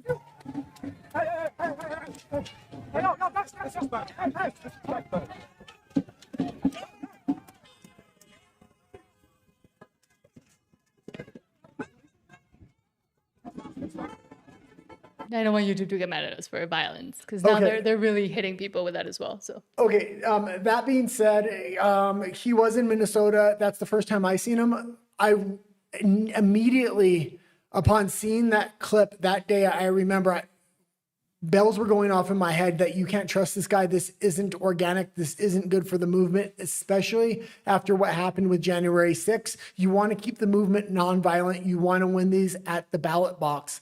That being said, later that day after he was slapping... I just noticed that it was still in the package. It would be more effective if he took it out of the package. But later that day after slapping the bacon against the Quran... he was assaulted, as you can see in that clip. He posted another clip later talking about how he was assaulted. Muslims can't have Christians there. He was egging them on. And even though I do think he has the right to do that with freedom of speech in the country, you could expect an assault to happen. But in the clip later, he never mentioned that he was doing that and trying to provoke these people to violence. He was on Orange Schroyer recently. And he was originally going to sue Owen Schroyer as well as Jake Shields and a number of other conservative influencers.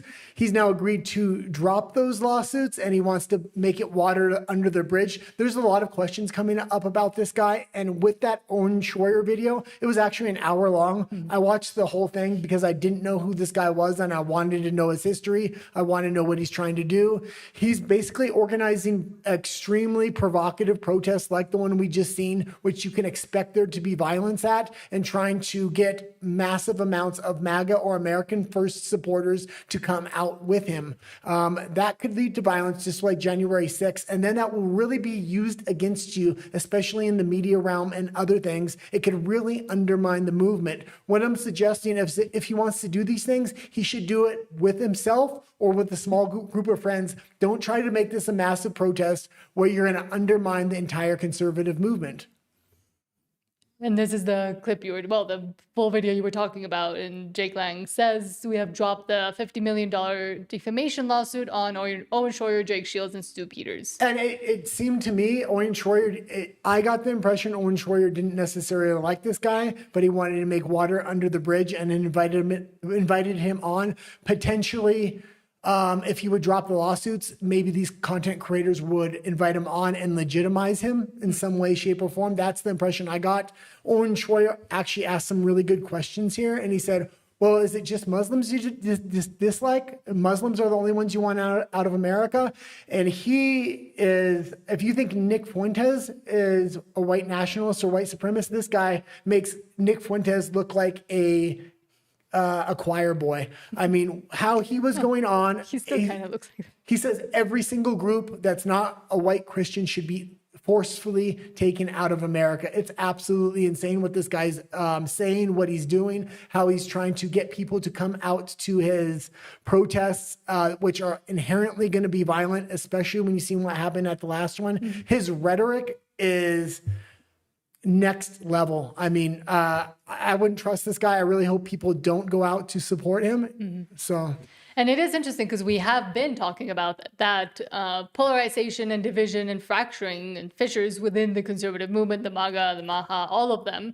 And now it's interesting to see the more extreme sides on both the left and the right, also with Nick Fuentes starting to say, oh, we agree on more things than we thought, and maybe, National Socialism is a good idea. Well, and you need to build a big tent movement and win at the ballot box. That's what Trump was able to do. It's not to say that you have to get rid of your moral values and characters. You just have to find groups that kind of align with that so you can win at the voting box. But if he's saying we have to get rid of everybody except for white Christians within the United States, that's a very small group. You're not going to win any kind of election. Mm-hmm. Let's play a little bit of the Owens Schroyer interview that he had with him, just so people can get an idea of who this guy is.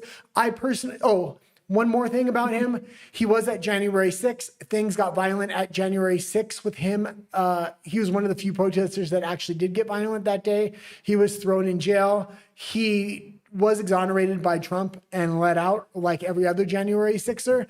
That being said, there's two options for this guy and how I see it.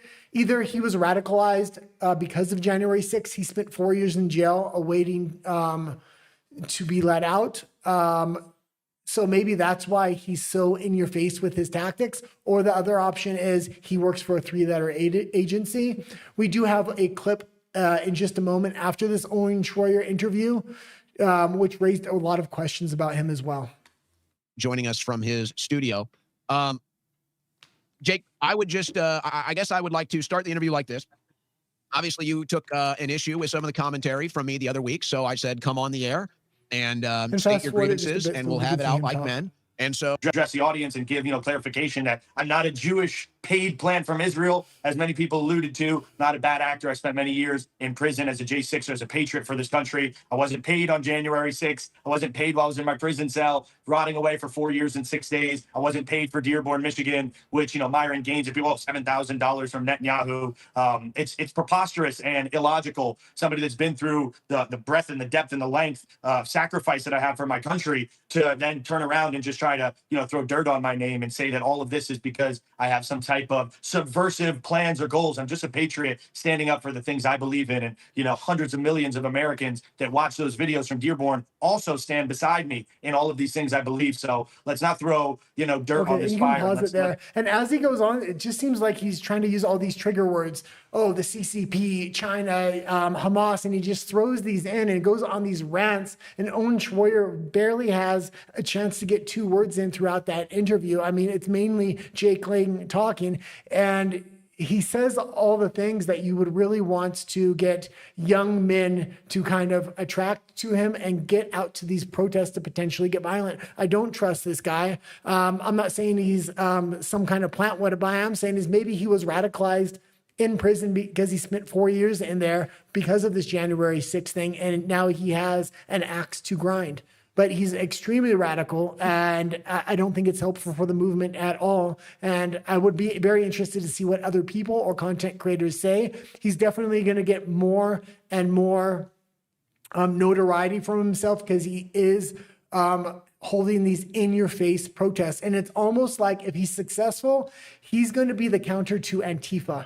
He's going to make a violent group on the right that kind of goes out and gets in people's face with a lot of young men.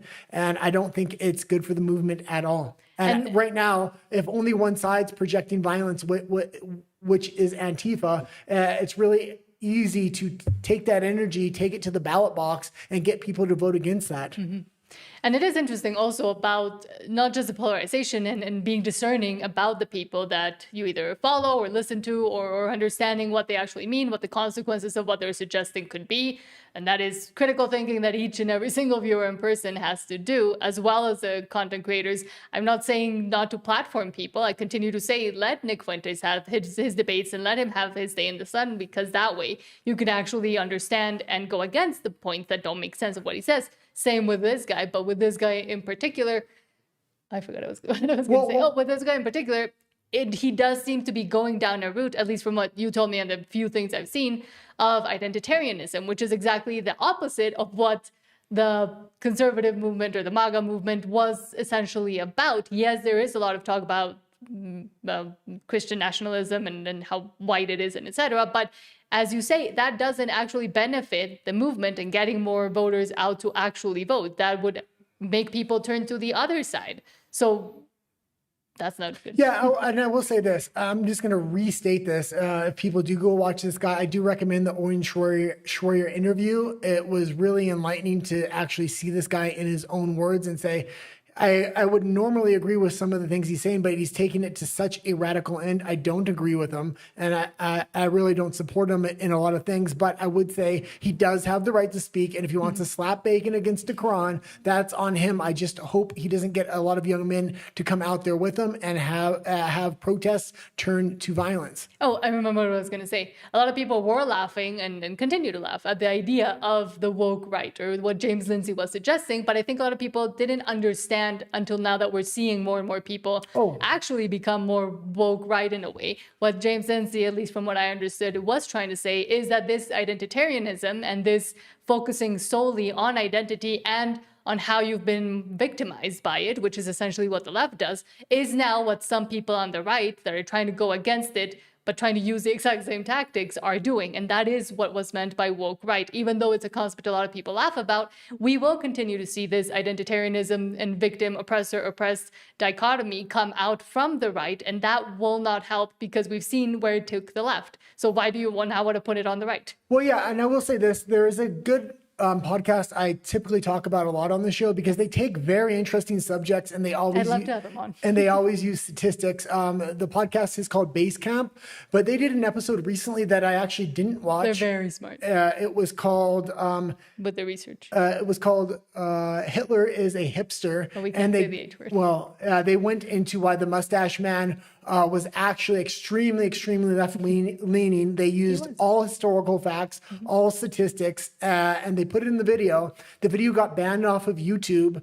It was very interesting why it got banned. They made a whole video on why that video got banned, but you can still find that video on Rumble. I highly recommend watching it. I didn't know a lot about the Mustache Man. I knew the general facts. Man, they went in depth, and I didn't know a ton of things. A lot of the modern leftist movement actually comes from the Mustache Man. Yes. I had no clue. Yes. And when I told you, you kept saying, I've been trying to tell you this for years. Exactly. And I highly recommend Mustache Man is a Hipster. It's on Rumble. It's on the podcast Base Camp. BASEDCAMP. It's a couple that does that podcast. They're both intellectuals. Phenomenal little podcast. Yes, because I mean, the Mustache Man was like a painter. He wanted, again, his whole movement was called National Socialism, socialism being the operative word. And it's similar to what we're having here in Mexico, but here, luckily, most people have the lens that they're extremely on the left and that those are bad policies also because of that and because of the oppressor-oppressed dichotomy.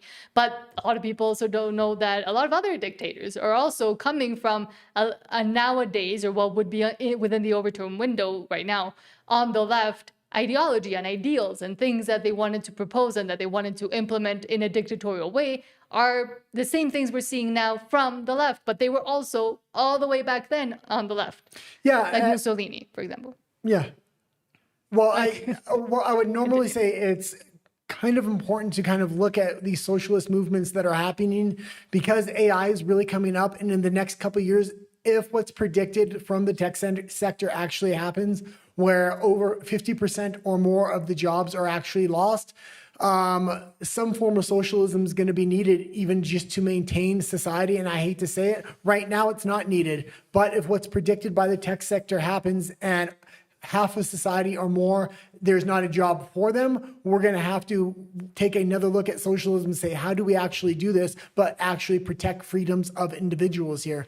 Right now, I would say capitalism is still the best bet. I like what Trump's doing, and I hope these job layoffs don't come in the next few years because of AI. And for me, it would be removing the aspect of the reliance on debt, credit cards, and I continue to say this, both from corporations and from subsidies from the government, but also from individuals making these debt bubbles that we're in, and also the monopolistic practices, getting rid of those. That would actually be what I think capitalism was initially and how it was working before, especially in the States. But then with the invention of low interest rates, credit cards, debt, etc., it essentially it turned into what capitalism shouldn't be, and it doesn't work. Well, and governments are looking at their citizens like that's how they fund the country. And Trump is looking for a new model, and that's what these tariffs are about. Re-looking at capitalism so you're not taxing your citizens to death. So even after they own a home, they're not compelled to keep paying taxes on something they supposedly already own, or are you just paying rent to the Lord like it was back in medieval times? So rethinking how capitalism is actually working to save capitalism may be very important here. Yes, and admitting that there are errors and mistakes within the system that we're in now, but not then faulting it completely and saying, no, it doesn't work, because it has worked and we've seen it work, and it is the system. It's the best system of all of the imperfect ones that have been tried and that we have. But wanting to make it better, not to get rid of it with socialism and with other initiatives that we've also seen don't work. And I'm very hard on socialism because of digital ID, digital currency, the blockchain technology. If we get socialism right now and it fails, and they implement those things like digital ID and blockchain technology, it's going to progress very quickly into authoritarian capitalism, and it's a lot easier. And that's not socialism. And that's not something I want to live in. But I am also enough of a realist to realize if over 50% of the jobs do disappear because of AI, we're best to think of what kind of systems can work with a lot of unemployed people, because we're going to have some kind of social safety net at that point. Okay. And Renee Bellet, I guess, says TPUSA didn't call out Candace. Lol. I think they did. We just showed the clips of what they were calling her. Do you want to go back to that clip? No, but I mean, okay. They did. Yeah. No, we spent an hour just talking about that. Well, maybe she didn't see that part of the show. I would say the first hour. Not the first hour. About 45 minutes in, maybe, we played the clip of TPUSA literally putting out a statement today, confronting Candace and her questions, saying they're going to have a live stream with Candace if she accepts. Where they'll answer every single question. Directly after that statement was given out, Candace went live on the air. It was actually her normal time slot, and she responded by 100%. She's going to do it. They'll do it on TPUSA's channel. They can even raise money off it if they want. The only thing they have to do in return is answer every single one of her questions. And so it looks like it's going to happen. She says she wants to do it tomorrow, but I think both sides are going to need a few days to organize this thing. But I mean, for a fan of Candace, Renee, you really haven't been keeping up with what's happened today. Well, it was very breaking. But they did it call was very out. breaking news. No, but like, and I like Candace as well, Renee. So to say they didn't call her out, they did. That's what it was, because they did talk about the things that she's claimed. Well, and then she called them back out in return. Yes, and then we'll see when they actually get together what they say. But then you have another thing about this Jake Lang. Sorry, we got off topic a little bit there. With Jake Lang, you just seen the clip with him and Oren Schroyer, him slapping the bacon against the Quran, which, yes, is protected free speech, but you're really provoking a physical response at that point. A lot of questions came up about Jake Lang, and a clip when he came out when it was younger has emerged, and let's just watch it. Oh, there we go. From Suleiman Ahmed as well, says Jake Lang, the Jewish Zionist behind the Dearborn civil unrest.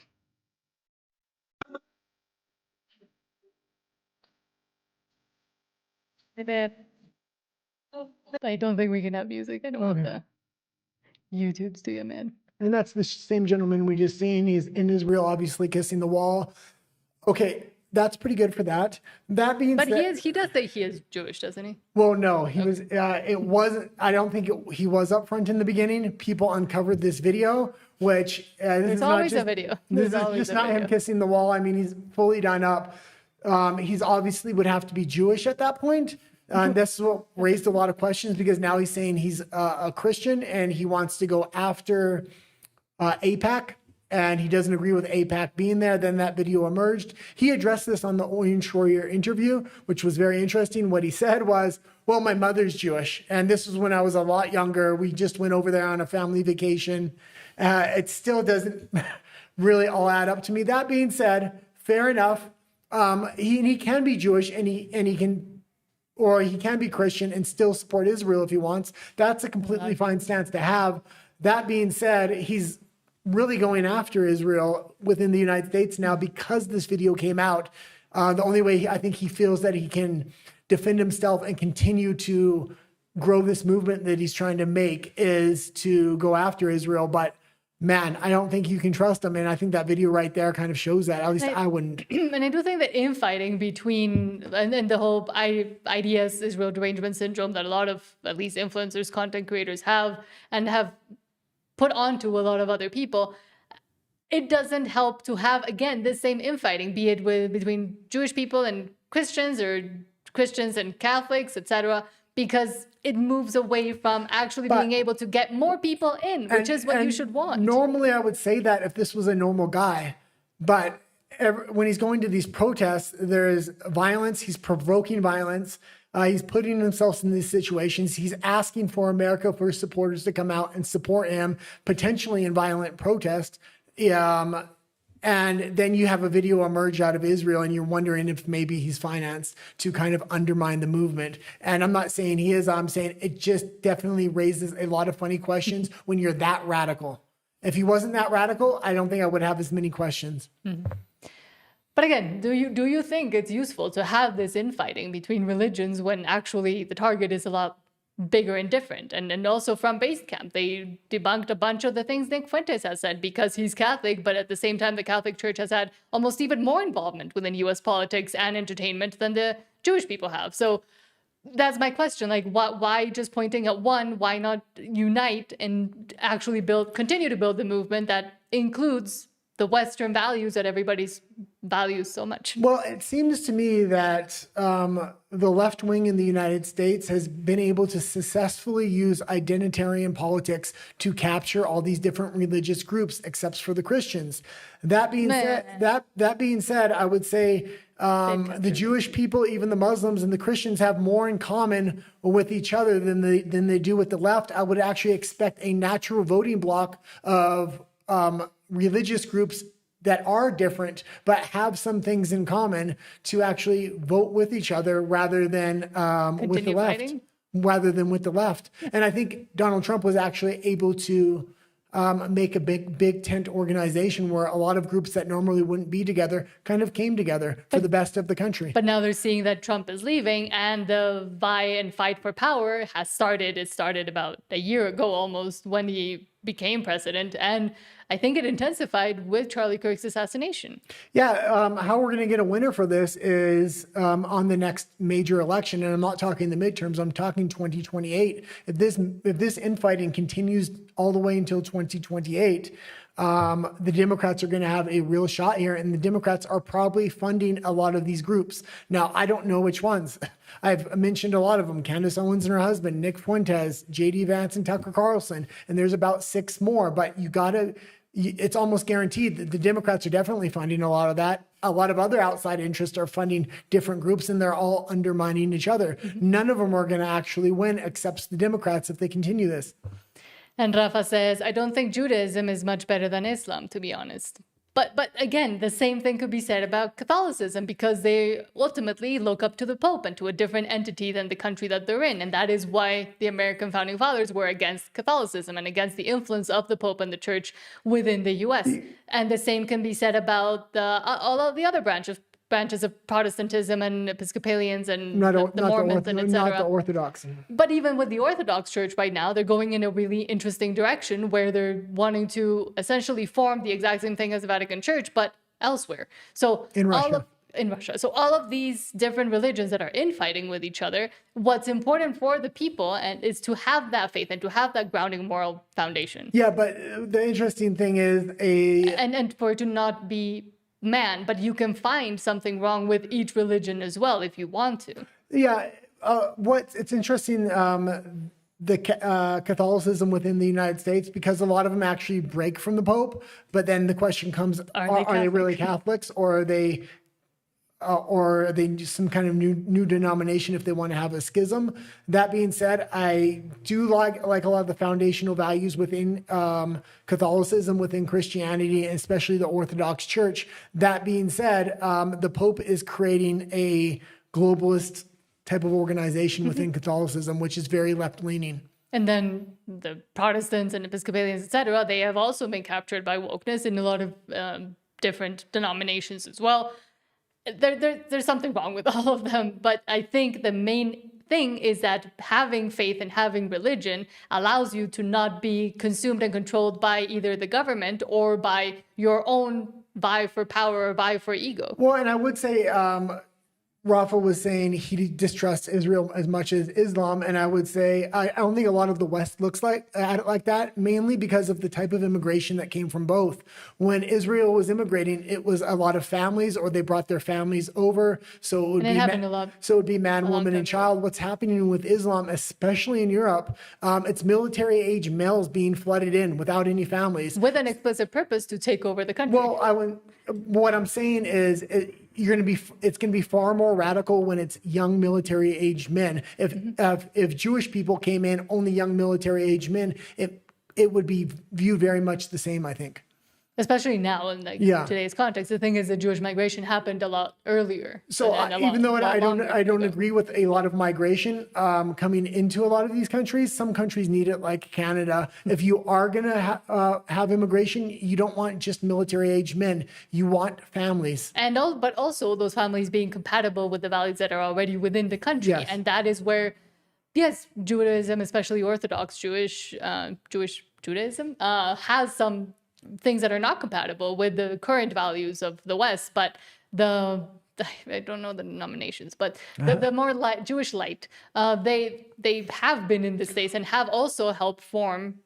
This is the weird thing about Israel itself. There's a big left-right divide within Israel, and this LGBTQ left-leaning thing. A lot of Jewish people are non-religious, especially in the United States. That's what allows them to fit in a lot better. That being said, I don't like the direction even a lot of that group's going, because they're supporting the left.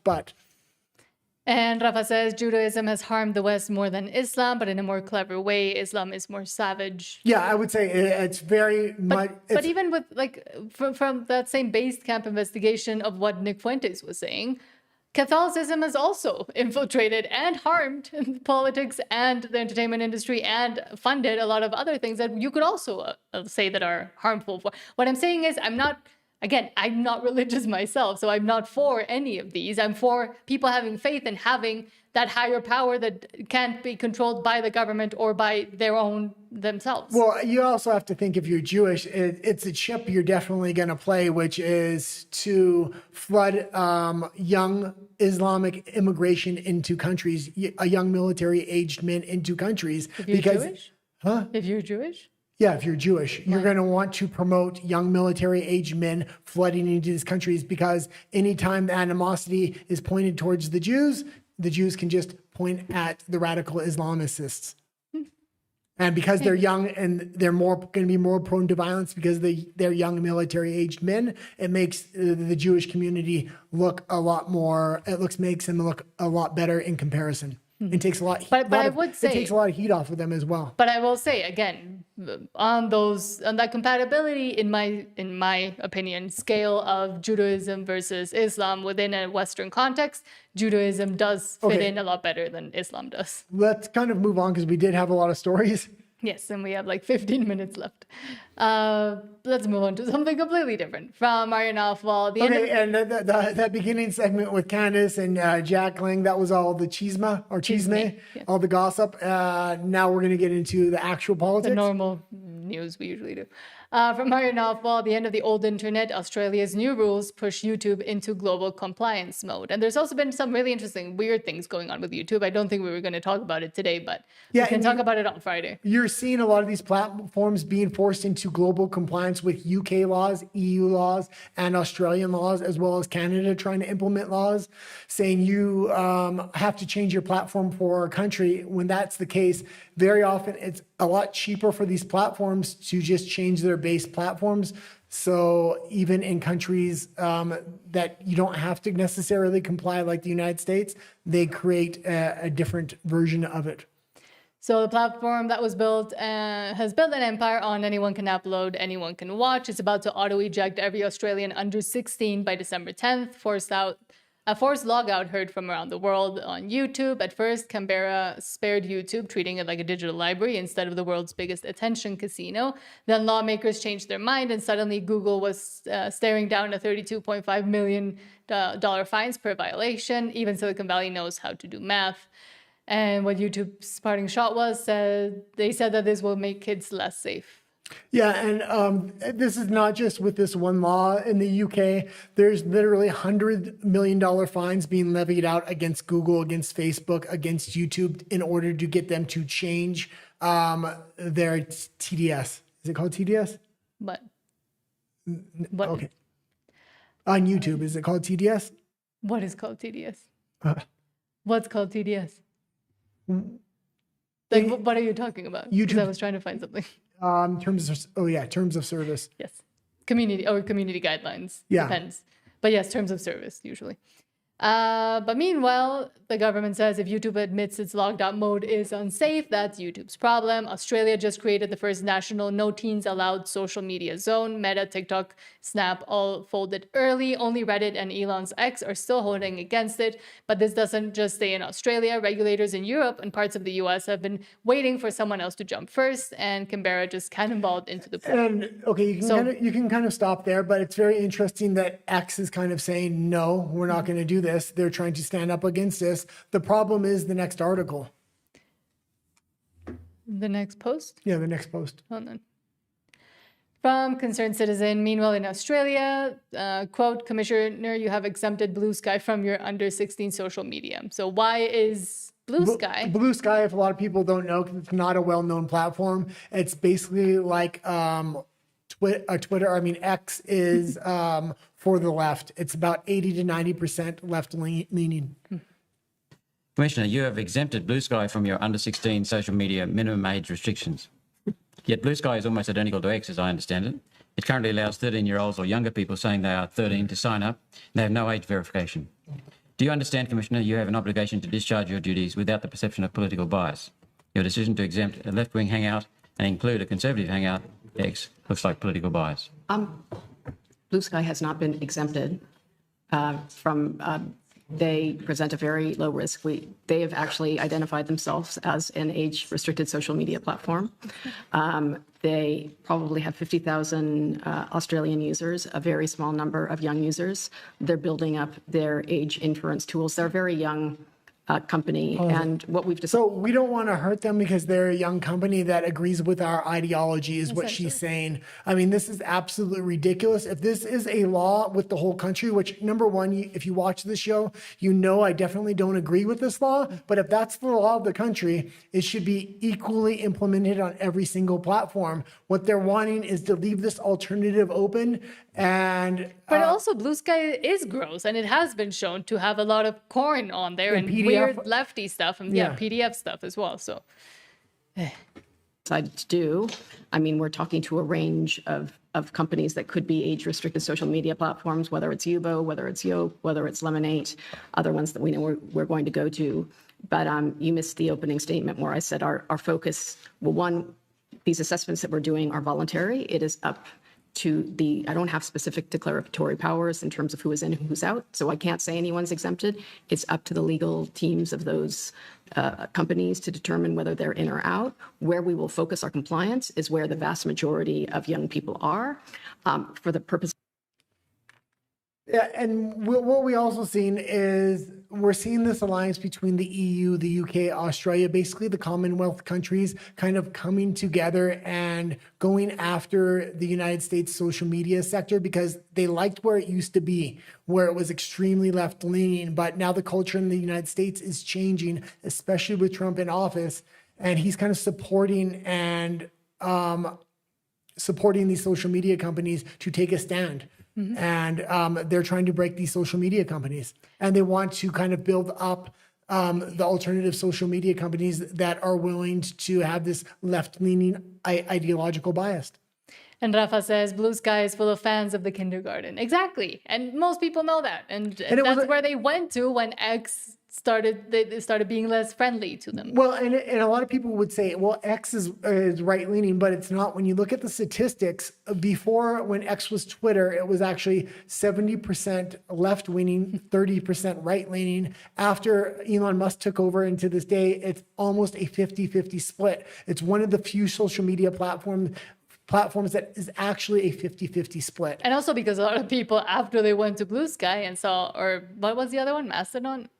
Mastodon, like and then there was actually the right-leaning one that we were talking about earlier with Candace Owens. But Parler, but that one got canceled. But what I was saying is when a lot of these people went to check those alternative platforms that wouldn't have as many conservatives, they realized, number one, nobody's looking at me here because nobody is using these platforms. But number two, they are kind of gross. And what the rhetoric in there, if you're not a crazy deranged leftist, is a lot for people that consider themselves just liberal or just on the classical left. So they came back to X. So actually X became a lot more, and continues to be a lot more down the line. Yeah, let's go into the next article because that actually relates to this, although it's another kind. Oh no, I didn't have this one actually. Yeah, so from Australians versus the Agenda, Communications Minister Anika Wells says that if teens under 16 start flocking to platforms like LinkedIn to avoid the social media ban, the government will step in and assess those platforms too. And this again is in Australia because they're bringing in the digital ID to make sure anybody under 16 cannot access social media.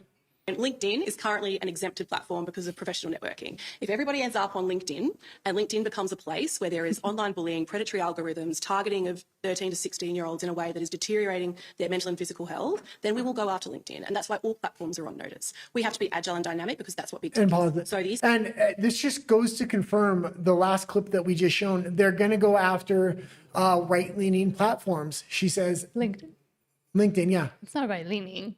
No, she said they're going to go after right-leaning platform. Can you replay the clip? Listen to what she says this time. From where? Just go from the beginning. Okay. And LinkedIn is currently an exempted platform because of professional networking. If everybody ends up on LinkedIn and LinkedIn becomes a place where there is online bullying, predatory algorithms, targeting of 13 to 16-year-olds in a way that is deteriorating their mental and physical health, then we will go after mental and physical health. If the government determines that a specific social media platform is not good for the mental health of the youth, they're going to target that. Who is that going to be? Only the right-leaning platforms do the government not agree with. But there's only one. I would say X and maybe Rumble. What other everything else is dominated by the left still. At least like in the CEO and all the people that actually run it are still on the left. Yeah, but what you're going to see is now that they have support of not just Australia, but the EU, the UK, Canada, all these other countries, it gives them cover to start leaning left again. A lot of these platforms are going right because Trump is in office. As soon as he's gone, or they want them to stay as left-leaning as possible for now, because if X starts to succeed and these other platforms start to succeed, then it's going to force the other media companies to do the same thing in order to compete in the market. What they're trying to do is ban X and ban these right-wing platforms so they don't do well in the market. And then that left-leaning platforms, it gives them enough cover to continue to lean left. Mm-hmm. But it's not just Australian, as we were saying. There are a lot of, especially for some reason, Commonwealth, but I mean the whole European Union and a lot of other countries that continue to do similar things. From Basil the Great, UK Labour government has 6,000 staff spying on social media posts. 6,150 staff have been revealed to be assigned specifically to trawling social media to find posts to report on. The UK is not a free country under Starmer's tyranny. Well, and the amount of people they've been arresting for memes and just absolute craziness. They've been going through and filing through people's private messages, arresting them for the F word. What I don't know if we can say it on this platform. No.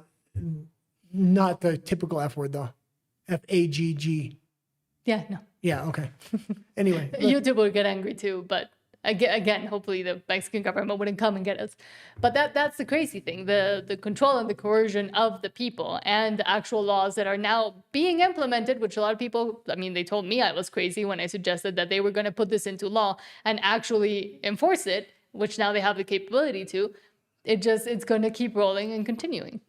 Well, yeah, it's a little bit insane that they have over 6,000 people going online trying to. It's one thing if it was for. What about their mental health?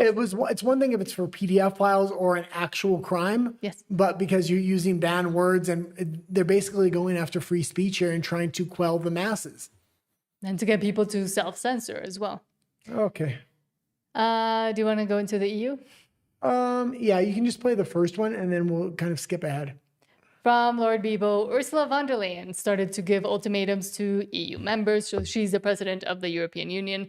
Either you sponsor Ukraine from your own budget, or we will steal Russian assets and make a reparation loan for Ukraine. Proposal. Today, we are proposing to cut. And you have to remember, Trump is on the verge of having this Ukrainian deal closed. The last time he almost had the Israeli deal closed, Canada came in along with another bunch of other Commonwealth countries and recognized Palestine as a state. When that happened, Marco Rubio said Hamas walked away from the table that day. And then they had to restart everything. They're trying to undermine the negotiation here by saying they're going to continue the war by funding it. Cover 2/3 of Ukraine's financing needs for the next 2 years. So this is 90 billion euros. The remainder would be for international partners to cover. And today we're tabling 2 solutions to member states to agree on. The first solution is EU borrowing. That is basically raising capital at the capital markets and using the EU budget as a guarantee for that, and hand this capital as a loan to Ukraine. This solution must be established by unanimity. And the second solution that we are proposing today in the legal text is a so-called reparations loan. Here we would use the cash balances from the mobilized Russian assets in the European Union. We propose to cover all financial institutions that have accumulated such cash balances. And these institutions would have to move the cash into the instrument of the reparations loan. So in other words, we're taking the cash balances, we're providing them to Ukraine as a loan, and Ukraine has to pay back this loan if and when Russia is paying reparations. This solution can be established by a qualified majority. Okay, you can kind of stop it there. But this is a much different tone than Ursula usually has. She's usually very authoritarian, saying, these are your options. This is what we're going to do. She's really explaining herself, trying to be really soft-spoken here. A lot of the EU countries do not want to continue this war. She's saying you're having to pick one of these, but a lot of these people want the third option, which is Trump's option, which is peace. We've seen Hungary recently negotiate an energy deal with Russia, as well as a lot of other countries don't want war to break out on their borders. So this is really her trying to undermine peace negotiations, just like they did with the Israeli talks. Okay, which one did you want me to go to? We can skip ahead to the U.S. section. Okay, which one is that? The Congress. It's an update on a story that we had. Because this one might be the last one. Yes. So from the Persistence or Scott Presler, victory. Congratulations to Congressman-elect Matt Van Epps in Tennessee's 7th Congressional District. Republicans keep control of the House of Representatives. And we talked about this a lot. We said this election would really be an indicator of the midterms. Now, it was looking like he could potentially lose this. Mm-hmm. Trump had won this by 22 points. Even when Trump wasn't involved with the last midterm election, they won it by about 15 points. So he won it. He won it by more than I thought he would, which is a good thing because maybe that gives some hope, especially if the infighting can stop on the conservative right in the United States. He won by about 8.5, almost 9 points, which is good, but it's not 15 and it's not 22 points. This is normally a district that's an absolute runaway. It's nice that he won. It's nice that he won by 9 points, but this is also having to put some doubt in the midterms. And if they do lose the midterms, there's going to be a lot of negative repercussions for the Trump administration there. Mm-hmm. And for the things that could actually get done, but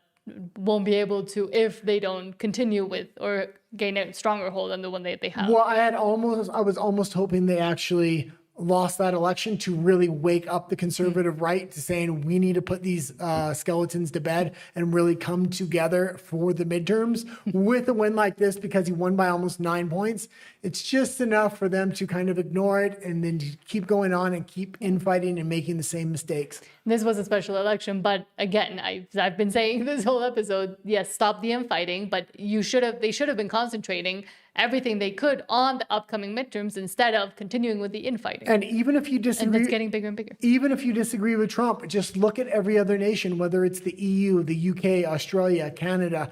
I mean, look at every other nation. They're going in the exact opposite direction. He's slowing them down, but as soon as he's out of office, if it's not a conservative or somebody that's going to push back, you're going to see a major war break out. I'm almost positive of it. In the 2028 election, I would be going for whoever is the anti-war candidate the most. Mm-hmm. And whoever you actually believe, because somebody might say they're anti-war, and as soon as they get in there, they're going to start this thing. They're going to try to make up for lost time. So now is the time to really get behind Trump and support him as much as possible so he can kind of take apart this global alliance that's coming together against the U.S. These are Western countries. I'm not talking about Russia and China. Those are normal enemies you would expect to look for. You're seeing an alliance of every single other Western country really trying to sabotage the midterms, sabotage Trump. Mm-hmm. And that's exactly like the U.S. is the only stopgap between insanity that's happening in the UK, in Australia, in of Europe, and all of what they plan and want to do. Not just with that, but at least for now, Trump has not signaled digital ID fully. But it's the only place that has sanity, but is also the one that controls a lot of the social media and the internet and the entertainment. Free speech is gone. As soon as the United States if the United States goes back Democrat, free speech is gone because he's the only one pushing back against and this. They might be able to retain that power as well. Trump's imperfect, and I might not agree with everything that he does. I do point out when he does things wrong. If you watch this show, you know this, but he's the best we got. He's the general we need to go with right now and see him out to the end of his term and empower him as much as we can, because if he's frozen out, this alliance that's forming outside of the United States is really going to hinder a lot of the social media companies within the United States with their regulation and their fines. And also, a lot of people might not like to admit it, but the U.S.'s influence, especially in the rest of the American continent, but also elsewhere, is very big and important. So, yes, we might be in Mexico, and yes, I'm Mexico first, if anything, but the influence from the U.S. and what happens in the U.S. does impact and have ripple effects throughout the whole world, like it or not. So it is important to continue to say and point out the things that are going right and that are going wrong within the U.S., because it will end up affecting everybody. Well, and this thing with TPUSA and Candace, I'm happy they're actually going to meet face to face and hopefully answer the questions, put this thing to bed, hopefully, so we can get on with the midterms. But then again, if they don't answer them properly, it's going to cause more problems. That's my worry. What will be proper enough for Candace? It's not just Candace. It's for the and for the rest of the. It's for the general. It's really for the audience that's watching. Mm-hmm. And yeah, that's also might be part of the problem. Candace is going. I think Candace is going to be a lot smarter on stage than whoever TPUSA puts on. Okay. We'll see. But it is now 8 here in Mexico City. Oh, hold on. I had one more story. Oh no. What? Can we go to just Rumble? There's because Billboard Chris is on the Rumble. Okay. Okay. There's three stories we can't really talk about on YouTube. Yes. I did want to talk about. We'll go to RUMBLE very quickly. Talk about those three. Okay. If you haven't liked and subscribed here on YouTube, please do so, because it does help us out a lot. We're trying to get to 1,000 subscribers here on YouTube, and any help is appreciated. See you on Friday. Oh, we'll see him on Rumble. Oh, yes. Damn. And I was going to say I'm in